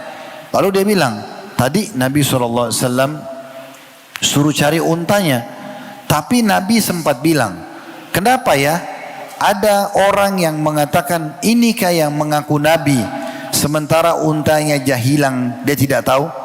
Nabi cuma bilang begitu. Nabi punya adab dan akhlak, walaupun itu orang munafik beliau tidak sebut namanya. Maka waktu pemilik kemah itu keluar dari kemah Nabi, masuk kemah dia sampaikan berita itu. Orang-orang di kemah itu mengatakan, yang tadi Nabi bilang itu, yang ucapin ini orangnya. Ini orang tadi yang ucapin. Langsung Nabi SAW diberitahukan wahyu kalau itu betul ada. Maka Nabi SAW mengatakan, ya, carilah. Memang saya manusia biasa, saya tidak tahu yang gaib, tapi wahyu telah turun menyampaikan kepadaku, untaku ada di lembah ini dan itu, tali kekangannya terikat di ranting pohon, pergilah dan ambillah. Maka para sahabat pun menerima dan mendapat informasi, lalu kemudian mencari unta dan mendapatkannya. Jadi mereka suka sekali mencari masalah-masalah. Mereka suka sekali mencari masalah-masalah. Dan seperti itu kurang lebih gambaran mereka. Begitu juga pada saat perang Khandaq, Nabi SAW dipanggil oleh sahabat karena menghantam batu dengan keras. Ya, pada saat itu batu nggak bisa pecah. Mereka bilang, ya Rasulullah tolong lihat. Dalam riwayat Bukhari Muslim gitu ya. Maka Nabi SAW menghantam dengan, ya, alat, pecah batu tersebut. Kemudian keluar cahaya yang terang. Beliau takbir sampai 3 kali. Lalu beliau menjelaskan kalau kerajaan Syria, negeri Syam, ya, Persia dan Yaman akan ada di tangan umatku gitu ya. Atau aku diperlihatkan wilayah-wilayah ini akan menjadi wilayah kekuasaan umatku. Nah, waktu itu teman-teman sekalian, kita perlu kasih gambaran sepintas ya. Kalau kita gambarkan meja ini adalah kota Madinah. Kota Madinah, di kiri kanannya dikenal sampai sekarang dengan Harra Syarqiyah dan Harra Garbiyah, wilayah timur dan barat ya. Itu ada batu-batu hitam yang tajam. Itu dulu memang dijadikan sebagai bentuk perlindungan untuk kota Madinah. Dari timur dan baratnya tidak bisa diserang. Karena orang dulu kan tidak ada pesawat, orang menyerang melalui darat itu susah sekali dilewatin oleh orang pejalan kaki dan kuda ataupun unta gitu ya. Karena besar sekali wilayahnya. Jadi itu kota Madinah. Kalau misalnya, mohon maaf saya kasih gambaran, kalau handphone ini kota Madinah, di atasnya, di utara itu adalah negeri Syam, Palestina, Jordania, Lebanon dan Syria. 4 negara ini, negeri Syam. Di utaranya, di selatannya Yaman. Di timur dan baratnya ini Madinah itu ada Harra Syarqiyah, Harra Garbiyah, wilayah timur dan barat yang penuh dengan batu-batu hitam. Mekah itu kebetulan berada di selatan Madinah, di bagian bawah. Makanya waktu mereka mau nyerang Madinah yang dikenal dengan perang Khandaq atau perang Ahzab, mereka tidak bisa dari timur dari barat karena penuh dengan batu-batu hitam. Mereka juga tidak bisa manuver ke utara karena terlalu jauh negeri Syam. Jadi mereka hanya bisa serang dari selatan. Makanya parit dibuat di selatan. Di bagian selatannya kota Madinah dibuatlah parit, ide dari Salman Al-Farisi radhiyallahu anhu. Yang jelas dibuatlah parit tersebut yang membuat orang tidak bisa lewat gitu ya. Waktu itu jumlah laki-laki yang punya kemampuan perang maksimal 1000. Semuanya diwajibkan oleh Nabi SAW berada di Khandaq, di parit. Nabi SAW perintahkan harus per 10 meter ada sahabat yang menggali dengan beberapa temannya sampai parit itu berhasil digali. Dan itu tentu ada kisah panjang tentang masalah perang Khandaq. Anda bisa kembali ke kajian Sirah Nabawi kami, membahas tentang perang Khandaq panjang lebar. Dan surah Al-Ahzab banyak bicara juga tentang masalah peperangan ini. Yang jelas teman-teman sekalian, pada saat itu ada beberapa sahabat, mereka ketakutan karena pasukan ini dikenal dengan pasukan Ahzab. surah Al-Ahzab, artinya kelompok-kelompok. Surah nomor 33 dalam Al-Quran, karena terkumpul 10.000 pasukan berkuda semuanya dari berbagai suku-suku Arab. Quraisy menyumbang 4.000, Ghatafan 4.000, Yahudi dari Khaybar menyumbang 1.000, dan dari suku-suku kecil yang lain juga menyumbang. Intinya terkumpul 10.000 pasukan. Umat Islam cuma 1.000 dan Madinah lemah pada saat itu. Maka para sahabat merasa khawatir, wajar, normal, manusiawi gitu ya. Pada saat itu ada sahabat yang lagi waktu dia menggali parit, menghantam batu, nggak bisa, lapor ke Nabi.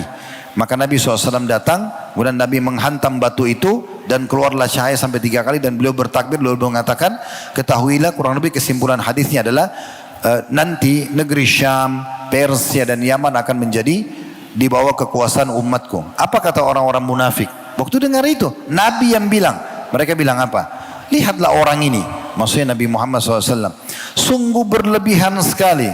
Ini konyol ini, berlebihan mengatakan ya akan menaklukkan nanti negeri Syam, Persia. Ini kerajaan-kerajaan besar di masa itu.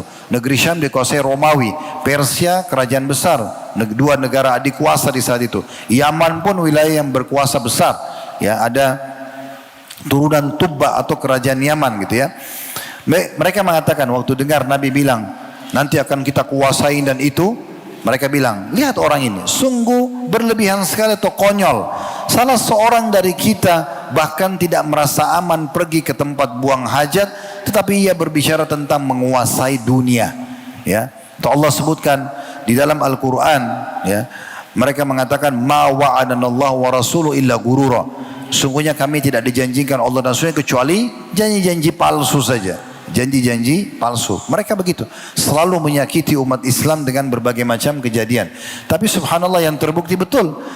Belum berapa tahun Nabi SAW meninggal, di zaman Umar bin Khattab, ya kita tahu di tahun 15 Umar bin Khattab berkuasa dari 13 sampai 23 Hijriah, 10 tahun beliau berkuasa. Di tahun 15 Hijriah Umar bin Khattab mengutus Khalid bin Walid dengan Abu Ubaidah bin Jarrah menuju ke negeri Syam, ke utara Jazirah Arab, dan takluk di tangan muslimin. Dan di saat itulah kunci Baitul Maqdis diserahkan kepada Umar bin Khattab. Itu tahun 15 Hijriah penyerangannya. Nabi meninggal tahun 11. Baru 4 tahun negeri Syam takluk. Kemudian tahun 16-nya Umar bin Khattab mengutus lagi Sa'ad bin Abi Waqqas, Qa'qa' bin Amir dan beberapa sahabat Nabi yang lain ridwanullah alaihim ke negeri Syam, ke negeri Persia. Kalau negeri Syam 12.000 pasukan, negeri Persia 30.000 pasukan. Itu menghadapi 250.000 pasukan Persia. Juga takluk di tangan muslimin. Di tahun 20 Hijriah, Umar bin Khattab mengutus Amr bin As hanya dengan 8.000 pasukan menuju ke Afrika Utara, Mesir, dan menaklukkan Mesir, dan akhirnya Afrika Utara, Mesir, Tunis, Jazair, Maroko takluk di tangan muslimin, yang akhirnya nanti membuka Islam di Afrika dan juga menuju ekspansi ke Spanyol. Maka ini janji Nabi SAW benar, tapi orang munafik selalu mengatakan itu tidak benar, selalu mengolok-olok agama Allah Subhanahu wa ta'ala. Dan memang teman-teman sekalian, kita nanti di hari kiamat justru orang-orang beriman yang akan menertawakan mereka. Kalau hari ini mereka tertawakan kita karena penampilan kita, karena syiar-syiar dan simbol-simbol agama yang kita pertahankan, maka di hari kiamat nanti kita justru akan menertawakan mereka. Sebagai menutup, Allah berfirman dalam surah Al-Mutaffifin, surah nomor 83 di ayat 34-35, fal yawmal ladzina amanu minal kuffari yadhakun. Pada hari itu nanti di hari kiamat, orang-orang beriman akan menertawakan orang-orang kafir, di antaranya orang-orang munafik ini. Maka banyak berlindung teman-teman sekalian dari orang-orang munafik ini. Jagalah kemurnian iman kita. Kalau kita mau bahas mereka ini panjang sekali dan banyak kasusnya terjadi. Bahkan mereka berusaha membunuh Nabi SAW pada saat pulang dari perang Tabuk, namun Allah gagalkan prosesi pembunuhan tersebut. Dan mereka terus menyakiti Nabi SAW. Masih ada kisah ifk, mereka memfitnah ibunda Aisyah berzina dengan Safwan, dan Allah akhirnya turunkan dalam surah An-Nur pembebasan Ummul Mukminin Aisyah dari tuduhan tersebut, dan terlalu banyak hal-hal yang mereka lakukan. Maka hati-hati dengan ciri-ciri begini. Kalau anda temukan ada orang yang namanya Muhammad, namanya Aisyah, namanya Abdullah, namanya Abdurrahman, tapi benci sekali dengan Islam, maka pastikan ada ciri kemunafikan sampai dia bertaubat. Tapi kalau nama dia mungkin bukan nama Islam, tapi dia membela Islam, maka mungkin dia benar dengan keimanannya. Allahu a'lam. Sampai sini bahasan kita teman-teman sekalian. Ya, semoga Allah SWT menjadikan iman bermanfaat dan juga mengikhlaskan niat kita. Mungkin begitu dari saya. Kalau benar dari Allah silakan diambil dan diamalkan. Kalau salah dari saya mohon dimaafkan dan saya istighfar kepada Allah Subhanahu wa taala. Subhanakallahumma bihamdika asyhadu an la ilaha illa anta astaghfiruka wa atubu ilaik. Wassalamualaikum warahmatullahi wabarakatuh.